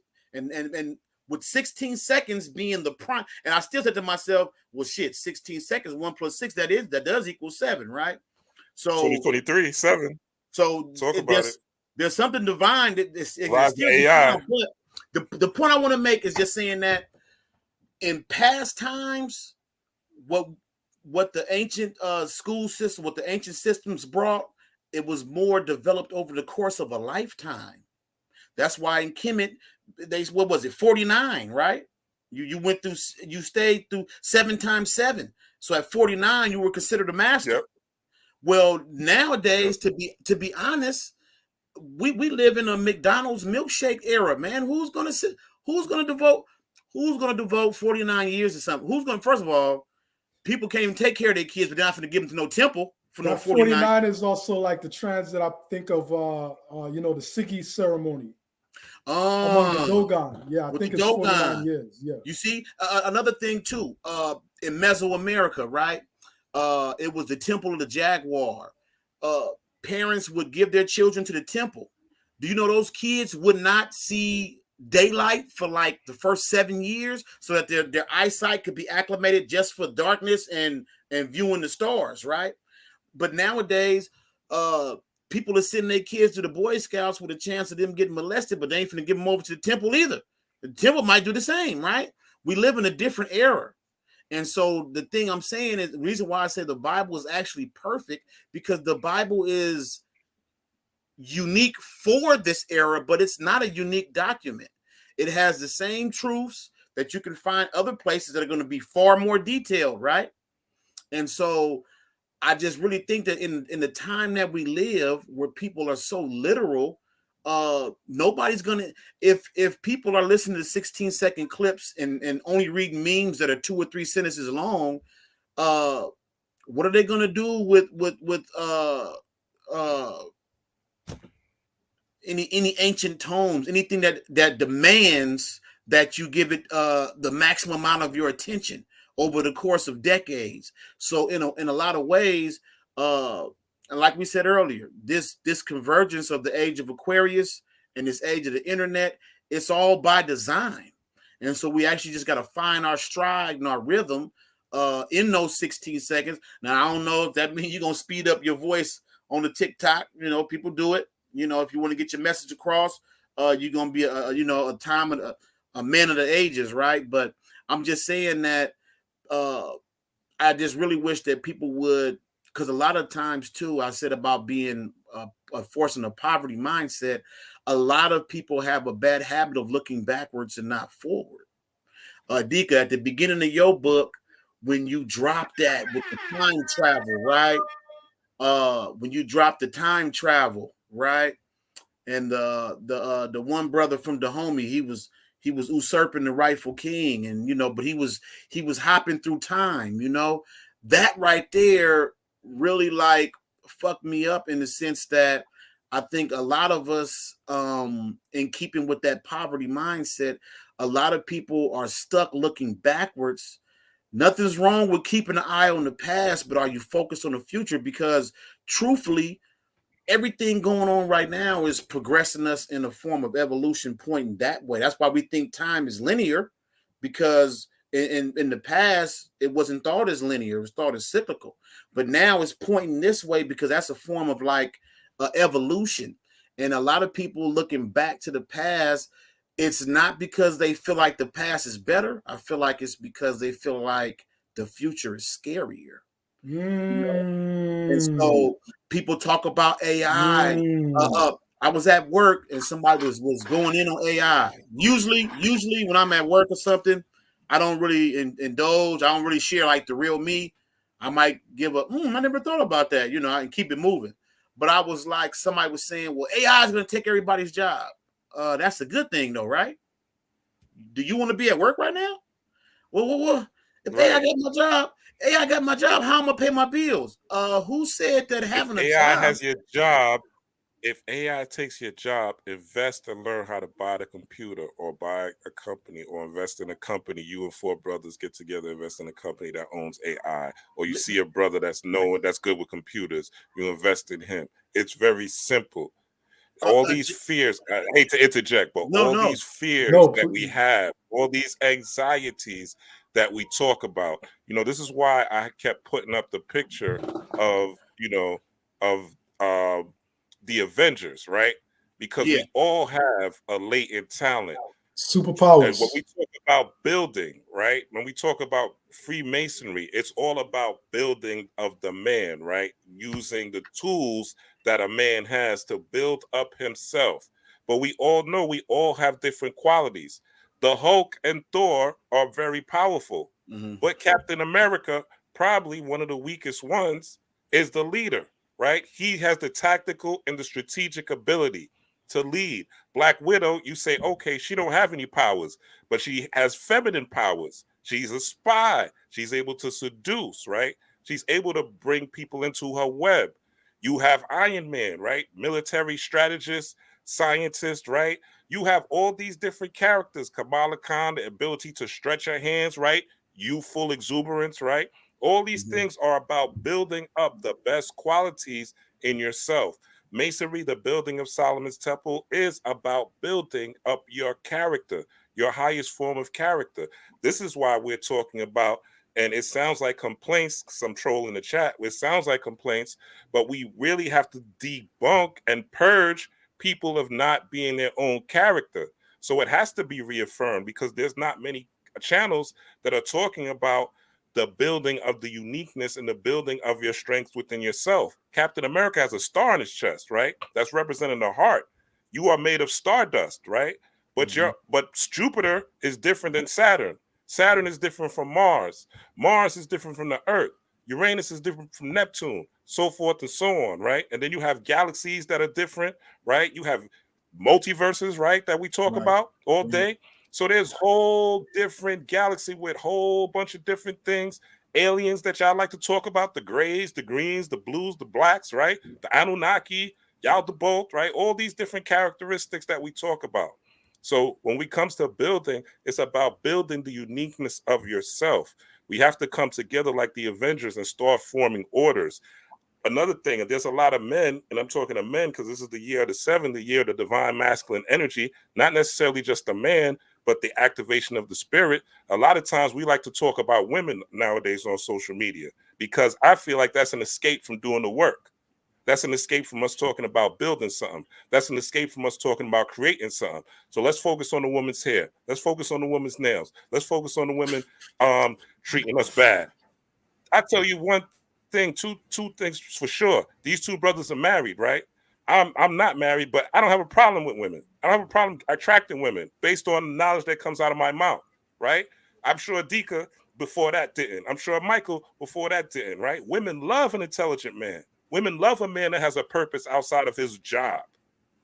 You know, there's a saying in print journalism that I was taught, at least, and it's show, don't tell. Show, don't tell. Yep, still exists. Show, don't tell. You know, you can be like, I'll hear a dude say like, yeah, man, I was trying to tell my girl about all of this knowledge, but she ain't buying it, man, because she don't see it in you. You're not you're not using it. You're not building anything with it. You're not doing anything where she could be like, yo, my man is doing something dope. Like, he did this, he did that. You know what I mean? If she can't say that, then what do you want her to do with it? Just watch videos all day right next to you and talk about what this guy that you're watching is doing and what he's saying, and now she's fantasizing about him while she's next to you. It's like the preacher. It's like the preacher. What I mean? She's fantasizing about the preacher while she's sitting right next to you. Your lady, who you think she's thinking about at night? Not you. Not you. What he's telling you, what he's telling her. You got to do something. That's about the preacher. You know, so and that happens at all levels, and you're never at a level where it stops. You know what I mean? I'm still leveling up. You know what I mean? I'm looking up and be like, okay, I'm right here, but I need to be able to do this and that and that. And that's why I'm at where I'm at now. You know what I mean? When I was like 28, you know, looking back now at 28-year-old me, it's like, okay, yeah, you know, that's cool. You know what I mean? Doing your thing, but let me show you what this real thing is about. And I know 79-year-old me is going to be saying that about the me that's before you right now. So, you know, it's a constant leveling up. You know, there's always a degree of humility that you have to have, because that's how you remain sane in a lot of this. You know what I mean? A lot of people, you know, they lose their mind because they don't have that humility, or there's so much ego involved that they feel like things are not happening fast enough. They're not patient. They're like, man, I've been studying this information for all these years, and I'm not at such and such a level. And it's like, How long have you been studying? I've been Right, studying 2 8 years? years. 8 years? That ain't nothing. Since 2020? Right, 8 Yeah. years? Or You think you not got it even 8 all? years, You 2 haven't even years. touched the surface. I've been studying this a long time. You know how long I've been studying? Since the pandemic started. Yeah. And I'm mad that I can't levitate and do all of this like fly shit, walk on water like Jesus. And it's like, come on, man. A lot of people, what I notice about this community is, and I want to get into a topic before you go, Bill. Because we running low on time. But a lot of things I notice about the spirit, this so-called conscious community is they want experiences, right? They want to levitate. They want to be able to channel angels and demons. They want to be able to have psychic abilities. I'm gonna tell y'all something. That shit got to be earned. You know what I'm saying? Some people are naturally born with it, but they could be born with it and be doing fuckery with it, and that shit bounce back. The law of cause and effect is a law. It's not a, I know people don't like karma and don't like to think, and they want to Aleister Crowley, do what thou wilt. But the law of cause and effect is a law. Whatever you sow, you shall reap, right? If you plant a seed and water it and nurture it enough, it's going to grow into something, right?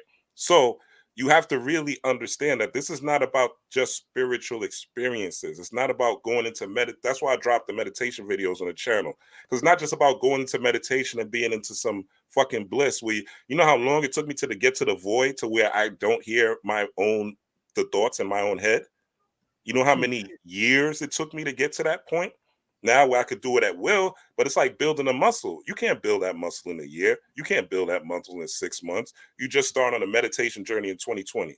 You think you're going to be where me, Adika, and Bella are? No. And that's not to say we're better than you or greater or anything like that. Right. We're just putting in the work so that we could download certain things. Y'all seen my growth. Go back. My channel, it's documented where I was, how nervous I was on this motherfucker talking to y'all, how unsure I was, right? It's documented. I'm not deleting nothing because that's my journey and I'm proud of it. Yeah. Right. And I like going. Sometimes I go back and I look and I shudder. I can't even look at my shit. You know what I'm saying? Listen, like, damn, watch. Even my last book that I put out, I'm like, damn, I could have put out a way better book. Even though it's a collaboration, I was like, damn, I could. And my next book, I'm gonna wait till 2024, but this next book is writing me right now. Like it's literally writing me most mornings. You know what I'm saying? Because that's how the channel is coming, because I'm more of a clear vessel and I've made the changes. Eventually, everyone who is truly sincere about this path will get to that point. You know what I'm saying? But take your time. Real quick before y'all brothers go in. I'm very confident. I'm very confident that 2023 is going to be a turning point for this channel specifically. Because there's a lot of quality content on here, and it takes time. You know what I mean? Like I remember when I had my Third Eye Max blog. You know what I mean? The first couple of years, nobody was reading that shit, and then people started building up. It started building up, and then it hit a crescendo, and then it started leveling off. After that, and I said, hey, you know what? It's time to do something different. You know what I mean? But it takes time, man, and we acquire and cultivate spiritual power by facing our fears. You know what I mean? Everybody want to talk about how much they know. When's the last time you cried? When's the last time you cried? You know what I mean? That's powerful. You know what I mean? Because and all this is masonry. This is building. All this is stuff that you would go into a temple. Mike can vouch for that. All the rituals and all the symbols and all that. You're bigger than that. Yeah. The court and all the handshakes, your spirit is bigger than that. You could beat all of that if you have the right mindset. Right. I've been in prison. You understand this? Prison using meditation to where I came in to the fucking mess hall house. You know how hard that is? You know how many people fight and scrap to go into the mess hall house? Through prayer and meditation, I came from Rikers Island straight into the motherfucking mess hall. I'm gonna document my prison journey because y'all really need to understand. Talk about your journey, man. It's very important. Do this and like really use this with no tools, no candles, just the power of your mind. I've already told y'all how I got out. If you go back into my old videos, this was back in '96. So imagine where I'm at now with this shit. You know what I'm saying? With the magnetism. And I'm not bragging or boasting, but I'm putting in the work to get to that point. I don't care about the fantastical shit. I don't care. There's certain things spiritually I haven't achieved yet. You know what I'm saying? There's different levels I want to still get to, but I'm not worried about the fantastical. I'm worried about building. We talking Freemasonry, block by brick by brick by brick by block by brick by brick by brick. and I'm going to get to where I need, and it never ends. There's never really a full Ein Sof, which is the highest level or seer on the Kemetic tree of life, or Ein Sof is the best way to say it, Nipsey. The marathon continues, right? You're going to get there. That's the destination, right? But that destination is not going to be reached in this physical body. Ein Sof is light. Like, it's basically a big ball of light. So in this physical body, you're never going to transcend to where you're just fully light. You may radiate it, but you're still going to have the quote unquote soul experience, the y'all call the human experience, right? But you have to be able to take the steps. Don't look for the fantastic. Take it step by step. There's meditation videos I dropped the last couple of days. Look in those meditation videos, create scenarios, create scripts, get past your fears. You smoking a ton of cigarettes. Take a meditation script, see yourself rejecting cigarettes. That's how I started smoking weed recently. I saw people around me. I was in Cannafest in my meditation. I went to a cannabis festival for about a month, the whole month of Sagittarius season. I was at a cannabis festival every night, seeing people smoking weed, rejecting. No, thank you. No, thank you. No, thank you. No, thank you. No, thank you. No, thank you. That's it. Wasn't hard. And then eventually I came to the point where people offering around me, and I could be around my boys now who's smoking tons, and I'm good. No, I'm good, bro. No, I'm good, bro. And don't feel no type of way. But I conditioned my mind to do so. You could, if I was worried about levitating and going into the void, I wouldn't have never got to that point. I'd still be a slave, right? So this is part of the work. This is the real work that you have to do. Real quick. And you always hear people talk about, in this conscious community, we was kings and queens, but now we're ... whatever it might be. You know what I mean? But, to regain our Kether, and, Kether is in the upper triad of that tree of life. We got to master beauty. Stop with all of the bad news. Inject some humor. Inject something that inspires people, makes people be able to visualize themselves as a comic book superhero or some type of character. You know what I mean? Allow people to see their greater self somewhere in the future. You know what I mean? Stop with all the doom and gloom. I mean, it's important to explore that information and let people know, hey, did you know this is going on? But don't make it a habit. You know what I mean? In order for us to regain our crowns, we got to master beauty. And that's adding more beauty, infusing more beauty into the world. A great way to do that is through art. You know what I mean? I'm sure everybody here has some type of artistic inclination, even if they haven't monetized it. That's very significant and very key. So, yeah, man. I just say this is a pardon word. I know sometimes we tend to speak like in shorthand, especially the deeper your reservoir of knowledge, you tend to kind of speak in shorthand. And I know sometimes I'm guilty of not keeping the newer people, the people who I can still remember being that person that was like 3 steps behind on every conversation. And so I would just say just in keeping those people in mind, I want to say, first of all, meditate. Trust me. I know I seen somebody in the comments was saying, we didn't get to the meat of it. And I feel like you didn't get the meat. I said, man, maybe we was talking in shorthand because there was a full course meal that got dropped.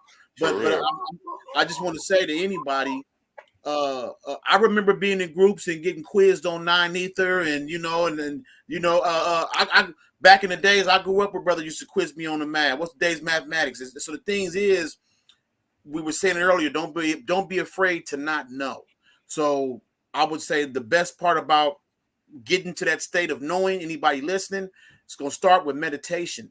We're on the subject of Masonry. I tell you, I had reached that point where I was getting my downloads. I knew what was up. And then Masonry came across my a friend, a dude I worked with for years, never even tripped. He had all these signs and symbols on his desk. He was a Prince Hall Mason. I quizzed him. Long story short, I took that step. I said, man, I'm going to be a Mason. I want to see what's really going on. Well, what I did, as opposed to coming in looking for babies being sacrificed and goats and all this and that, I went in with an open mind. I took that information and I meditated on it. I channel half the guys that we read books about on Freemasonry, Albert Pike, Manly P. Hall. I done set up and I done got information from their spirits. And these are people who like I said, gave me information that I didn't know of. So I'm just using this as an example to show the benefits of meditation. Now, when you first starting out, like Rob was saying, your first challenge is going to be to quiet those voices. I used to go to the extreme. I wasn't willing to wait. I was a little impatient. I was a little less impatient than you were. What I used to do, I would go in meditation. I would do this almost anywhere. Whenever you get that stray random thought, like, oh, what if I just drove everybody that had you driving, like, man, what if I just ran into that car and my car flipped over? them kind of thoughts, I got to the point where even if I was driving, I would go into a lightweight trance. I'd go in and I had this view, like my little celestial view, my astral view. It was like billions of me. And I would instantly come in and say, who the fuck touched the mic? Who touched the projector? Who's supposed to run the projector? Because no, I didn't want that coming across my projection. I didn't want to see that image of me dying. I didn't want to hear that voice. And I would slaughter a few billion just on the strength. And I would slaughter them in different ways. And this is how I conditioned myself to quiet. Because after a while, who want to grab the mic? Who want to get on a projector? Because I don't want to see or hear none of that. So I'm just using that as an example to say, be creative, have fun. A lot of people say when you meditate, you're supposed to be serious. When I first grasped how to meditate, I flew. I used to have one meditation and go back to be consistent, go back to the same meditation, because that's what the advanced people are. What you don't know is as you advance, you begin to hold images for 30 minutes, an hour, 2 hours.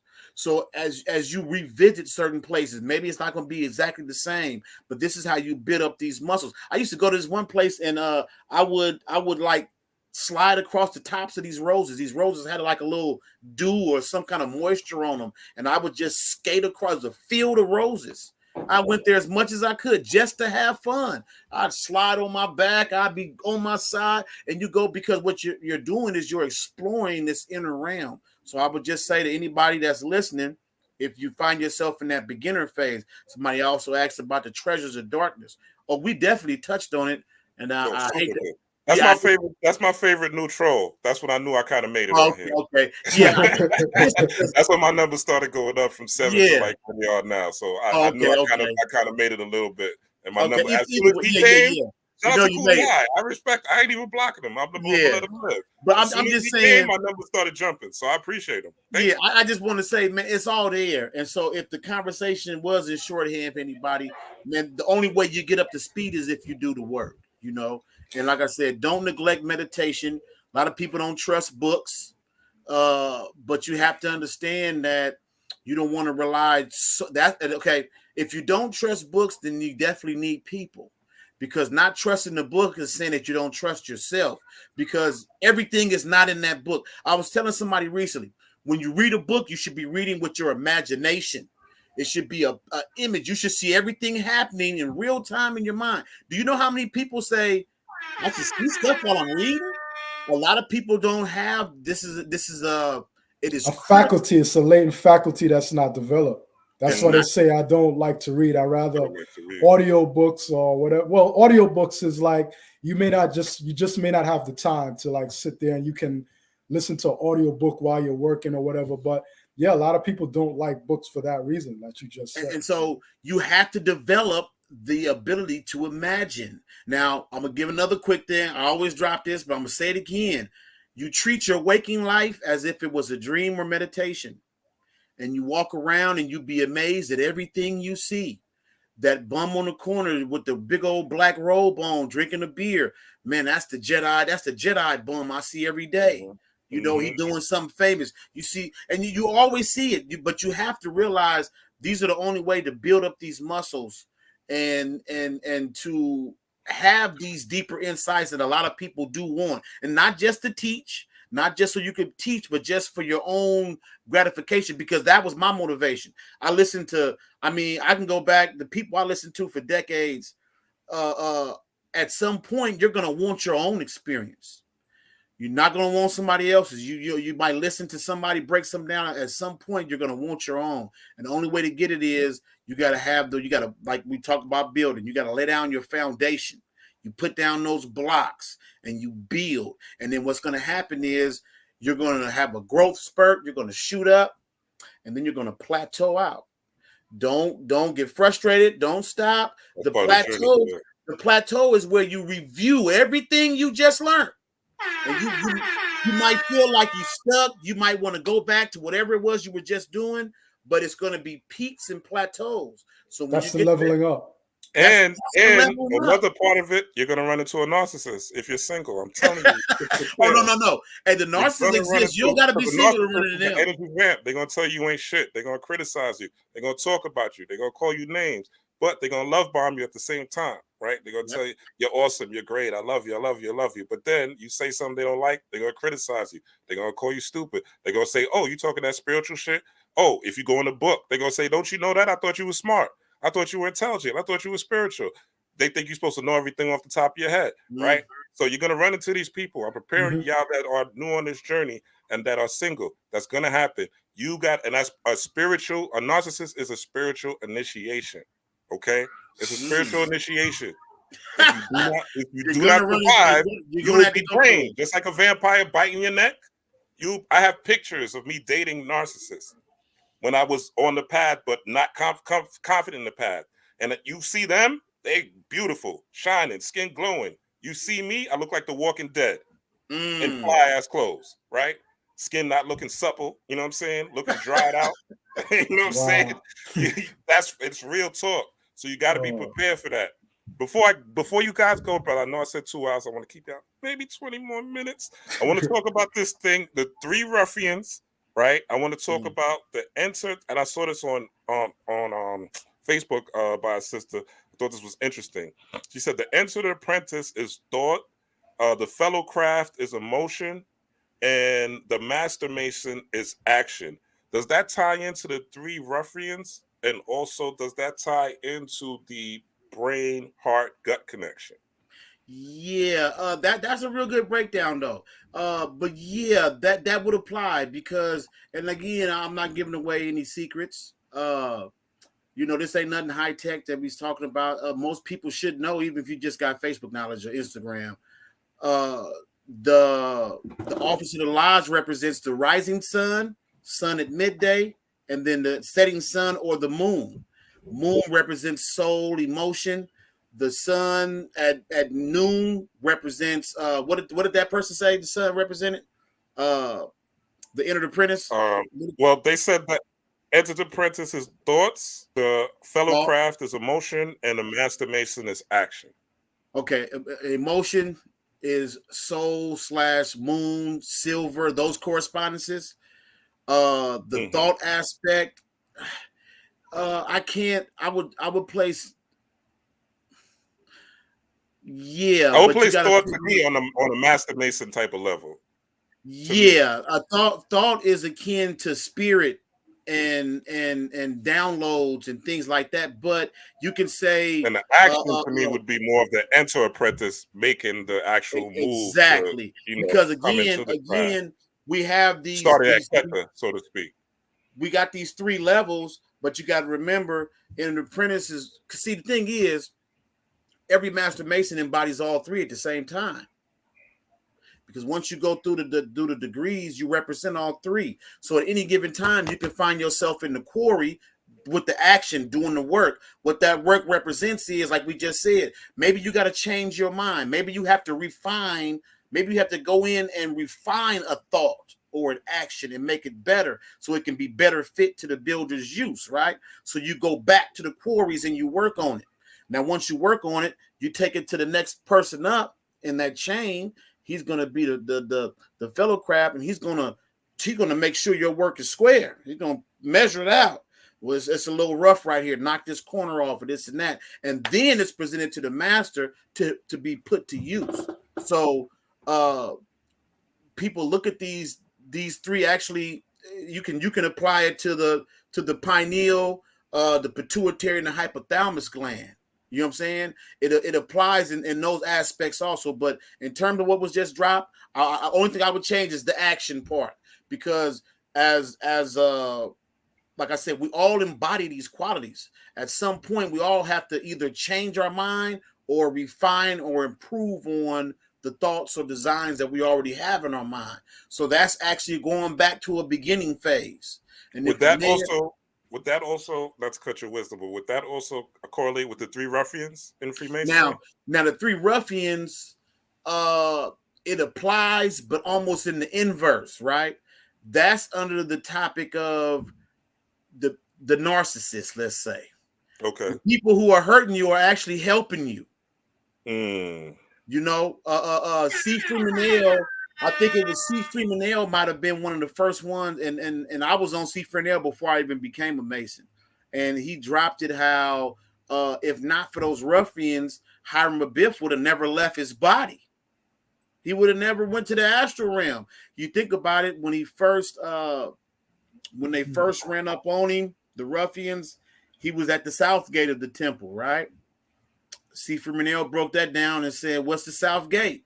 Penis, ejaculation. He was tempted to be reborn. Nope. Ruffian told him, nope, you ain't getting out that easy. Next gate he went to was the west gate, right? So the west gate is the back, the medulla oblongata. You're not going that way either.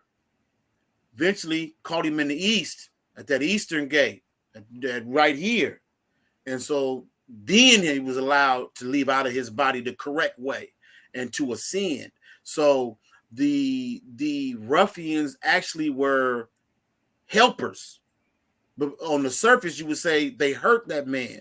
But if you have the understanding that this body, this flesh is all temporal. Matter of fact, the person you are today is not the person you're going to be tomorrow. The things that prove to be obstacles to hurt you, they actually can be applied to help you. And so, and I'm be honest, I got that off C. Freemanel before I even attempted to take this journey. It just respect to C. Freemanel. What you got on that, Adika? That's a powerful perspective. You know what I mean? You know, I'm not, like I said, I'm not a member of the craft, but I do have some insights, especially as it relates to what my brother just said. You know, as it relates to the three ruffians, you know, there's different ways you can look at that. You know, in terms of like the heart, brain, and stomach connection, you know, if your heart fails you, then you lose your courage and you lose that warrior within.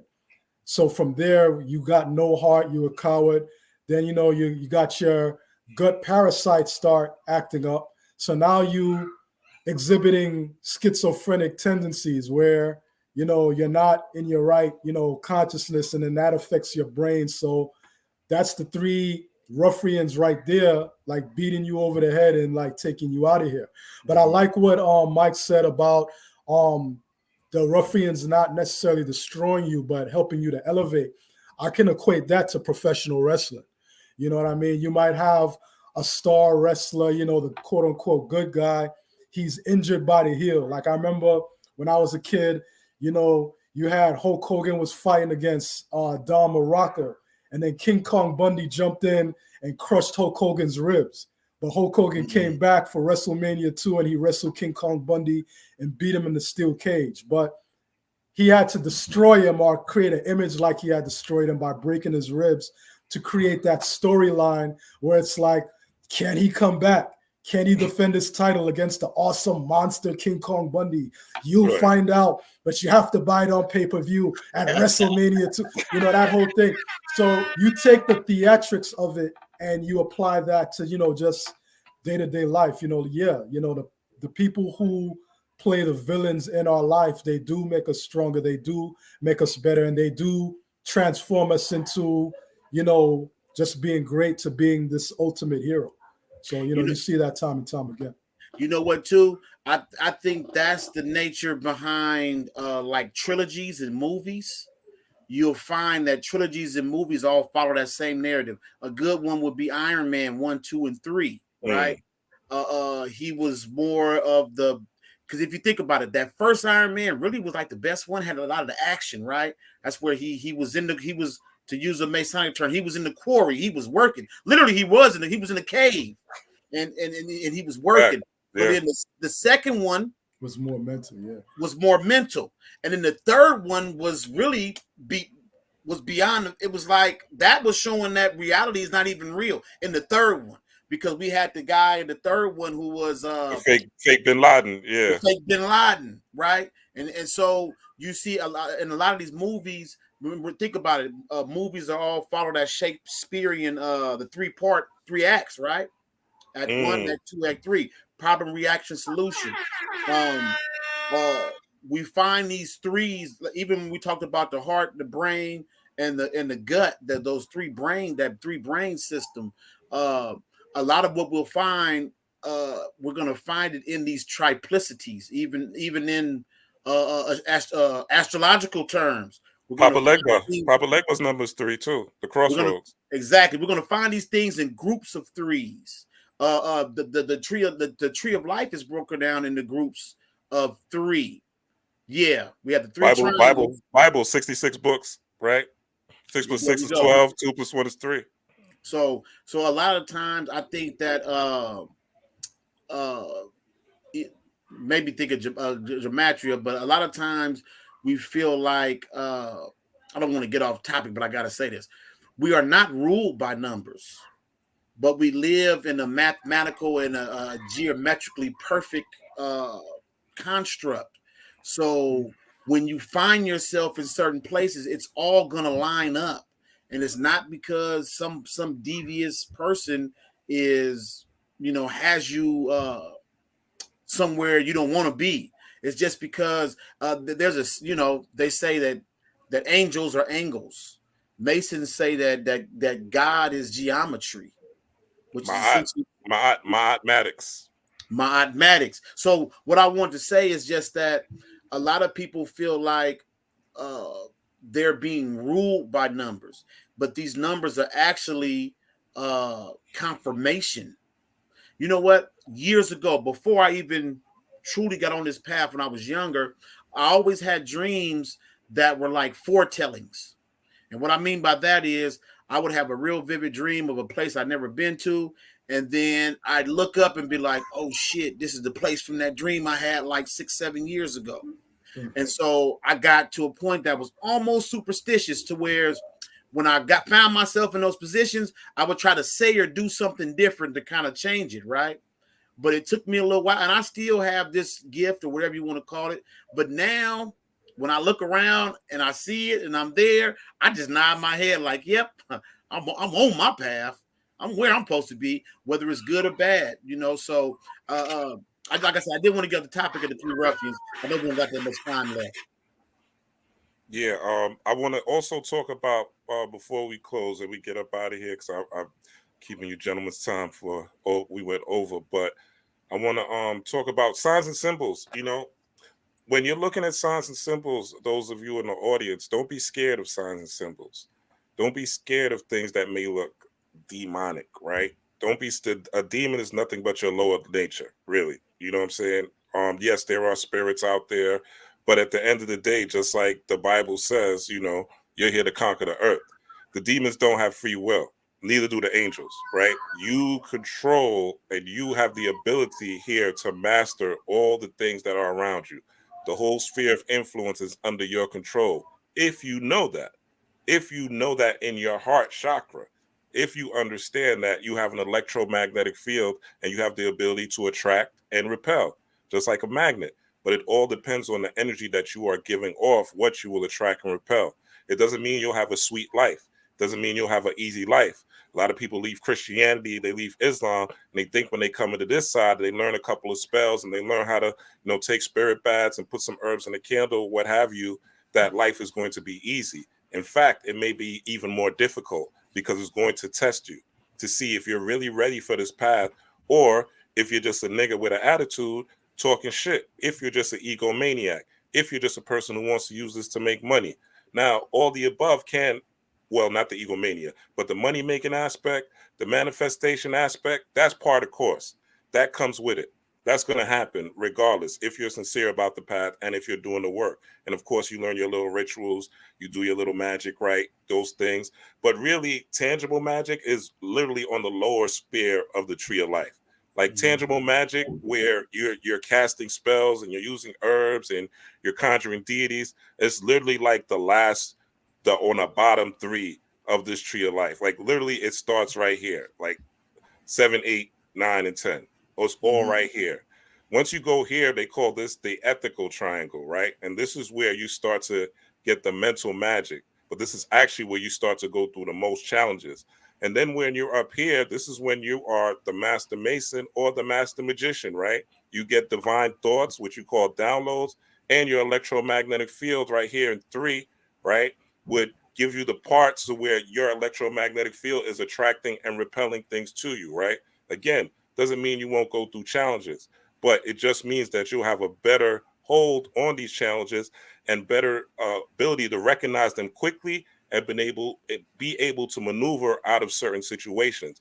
But the binding spells, the conjuring angels and demons, the wearing crystals, holding talismans, doing divination, it's all down here, literally. Once you get to the Heru level, though, this is where the bravery comes in. This is where you start to step. This is that 6, that Tiferet spear.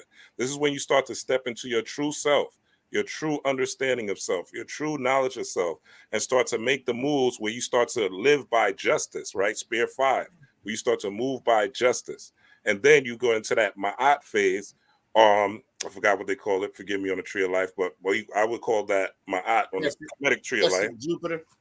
Jupiter, right? Jupiter, Chesed, yeah. Chesed, where you go to Chesed, right? And you would get to that point to where you are at a state of balance. This is when your heart is light as a feather. You aren't carrying grudges. You aren't tied at the man. You aren't tied at the government. You aren't tired about, even as crazy as that sounds, right? You understand that whatever negative is out there, as nefarious and as crazy it has to happen. It's going to happen. Your job is to be the example of what truth is, the example of what light is. When you go into the store, when you go into wherever, the hospital, wherever you got to go, work, right? You don't have to tell everybody, oh, I'm a 4th level magi or Reiki master, or, you know what I'm saying? I studied, the secret arts of the Knights Templars or whatever, right? I studied all the books that, that the Egyptians have. You don't have to tell people who you are. Just like Neo, when he walks in the Matrix, right? And then he dips back out of the Matrix. When you go to work, when you're dealing with the NPCs, the regular humans, dip in the Matrix and dip out. But don't become influenced by the Matrix. Don't become influenced by the fears, because you control this whole shit. The world is yours. Once you understand that you are the Buddha, once you understand that you are the Christ, once you understand that you are Muhammad, once you understand that you are all the divine Abraham, all these divine deities, Osir, Osiris, whatever you want to say, Horus, all these things are within you. Like I saw something the other day where somebody's talking about, they found the tomb of Osiris. How can you find a tomb of the god of the underworld? Like, what are you talking about? And I seen YouTube videos where they talking about the tomb of Osiris they found last week. I'm like, because they found a green cover of a sarcophagus. That means they found the tomb of Osiris. But this is what happens when you don't do the knowledge. This is what happens when you don't research. You just take what people said, you regurgitate it, and then you meet somebody like me who tells you, nah, that doesn't make sense, and you want to get mad and argue with me. And then I have proof, and then you get madder that I have proof and say, oh, that may not be true or whatever. But I'm saying all this to say that, no, they didn't find no tomb of Osiris. They found a green motherfucking green outside the sarcophagus or the coffin, whatever you want to call it. Egyptian coffin was painted green. Osiris is the god of the underworld. There's no tomb you're going to find of Osiris. There's no tomb you're going to find of Heru. There's no tomb you're going to find of Osir. There's no tomb you're going to find of Orset or Isis. They do not exist. These are metaphysical concepts that are designed for you to use and fuel different pathways in your mind, different parts of your 12 cranial nerves. The same way you have 12 zodiac signs, they're designed to move energy, to use these vehicles to move energy. Just like you got a grandma that may have been good at sewing, or you got a grandpa who was good at car mechanic, right? You go in and meet with your grandpa, meet with your grandmother, right? I got an ancestor that recently passed that has a certain skill. I ain't gonna say it here on the network, But I'm tapping into her for a certain skill. So I'm going to revamp something and use it, right? Because she has that skill that was untapped here while she was using it in the physical world. But I know she has it. And she's communicating with me on how to do it. This is how you do this work. It's not about the fantastical. I don't give a fuck if I never levitate. Fuck do I care about levitating? To impress y'all? Yeah. I want to levitate my mind. I want to levitate this consciousness. You know what I'm saying? So don't get caught in the fantastical. That's my last word. Indeed. So, with that being said, brothers, good brothers, tell us where we can find y'all, great works. You know what I'm saying? Your authorship. You know, we could check y'all out. Y'all are great on social media as well. I follow y'all on social media. I learn a lot from both of you. And Likewise. I appreciate y'all. Y'all give me the faith that I could find a real woman that I could marry. They out there, man. They out there. The man got to study, that understands a man got to work, that understands a man may need time for himself. Y'all give me hope. I want y'all to know that. Only y'all two. Because before, I was like Kevin said, I'm going to die alone. My dog and die alone. Yeah, all right, go ahead, brothers. With any one of y'all want to start first? Yeah, I go in. You can catch me Facebook, Michael Bell. I make sure my profile picture is always my face, so that way you can find me. Instagram is I am who I think I am. TikTok, I believe, is like Professor 781.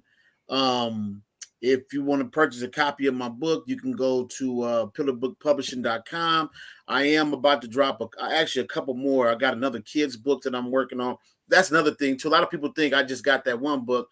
My son wrote a book. He's special needs. His book was a Pure Channel. My son, his book is called Dana's Bart Book. Our Bart is like subways out there in New York.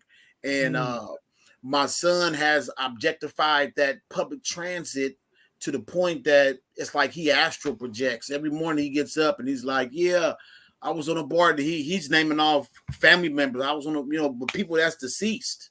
I was on a BART with so-and-so. And so during the pandemic, I dictated his book, which is Dana's BART book. And actually I'm in the process of trying to get the BART system to buy a couple thousand copies. So that's what I'm working on now, trying to get them, because that was like free promotion for them. But it's one of those things. But yeah, other than that's where you can catch me. Again, I do joke. A lot of people get very angry with my sense of humor. So please be prepared. And if not, hey, no, I mean, I'll let you hang around for a minute. And then every now and then, every few Saturdays, I will escort a few people to the Eternal Watch Party.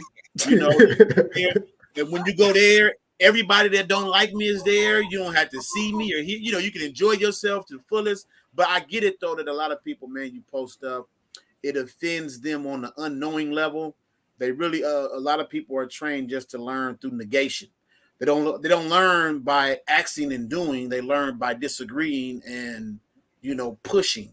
And so that's just the thing. But other than that, that's how you can catch me. Adika, go ahead, good brother. Indeed, man. Yeah, man. You can find me. I'm on Facebook, but more so on Instagram. So you can find me on Instagram at Adika Butler. That's you can find me. Putting up all kinds of posts on whatever comes to mind. At that particular day.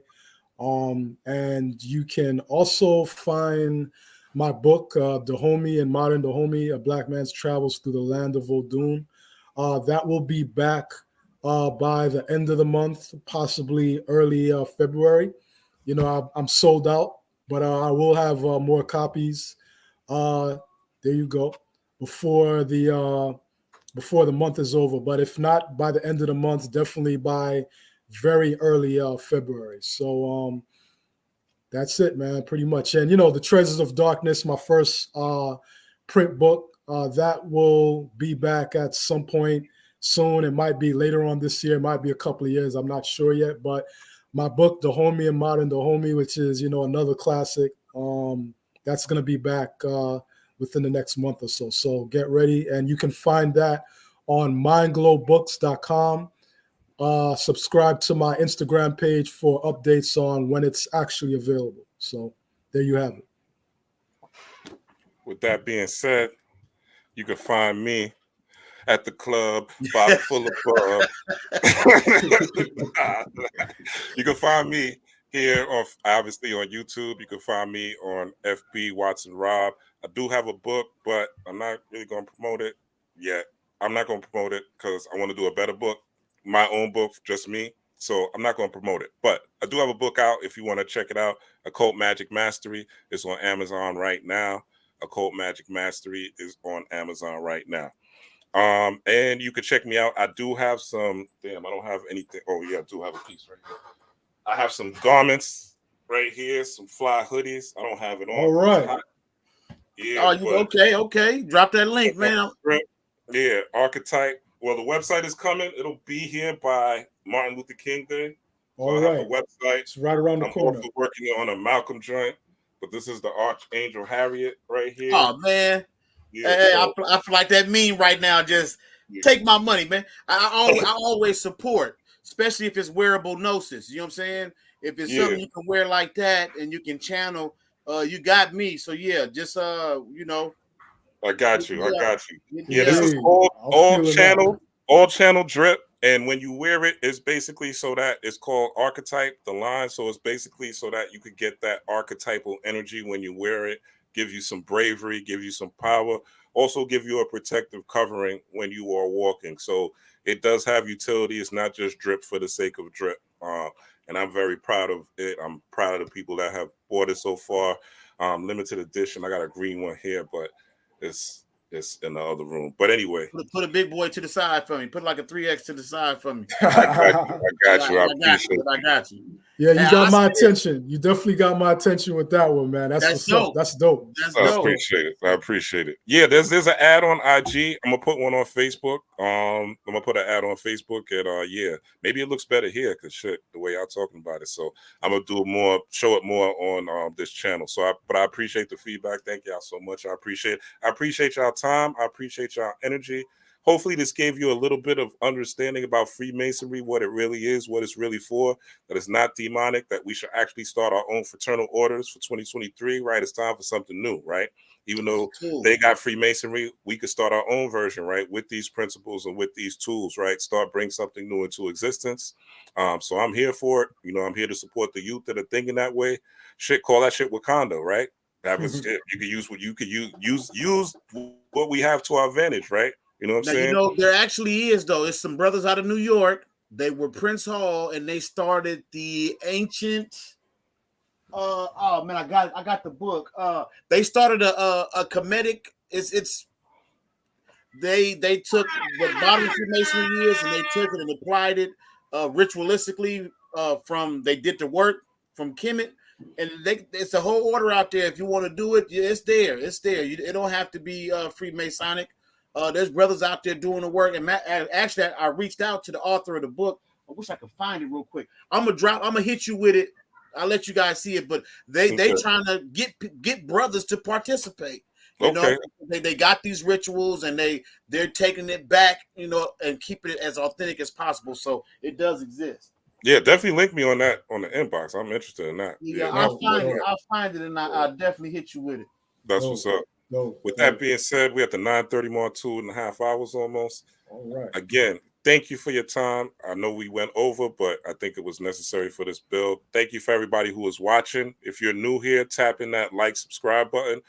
2023, Rob Blackstorm is on fire. All right. Like it, subscribe, and share. Please like, subscribe, and share. Right. We're gonna do more of these bills. Hopefully Adika's elusive, but hopefully I can get him more often. You know what I'm saying? But you know, me and Mike Bell, we usually rock out at least once a month, so on, doing decoding movies and stuff like that. But we're gonna even elevate that conversation. I'll talk to you about that another time, Mike. But we're gonna elevate that a little bit more too. Okay. With that being said, peace, power, prosperity. Take care of yourself, love yourself, honor yourself, and treat yourself right. Right. There's nobody coming to save you but the man in the mirror. Peace. Word. Peace.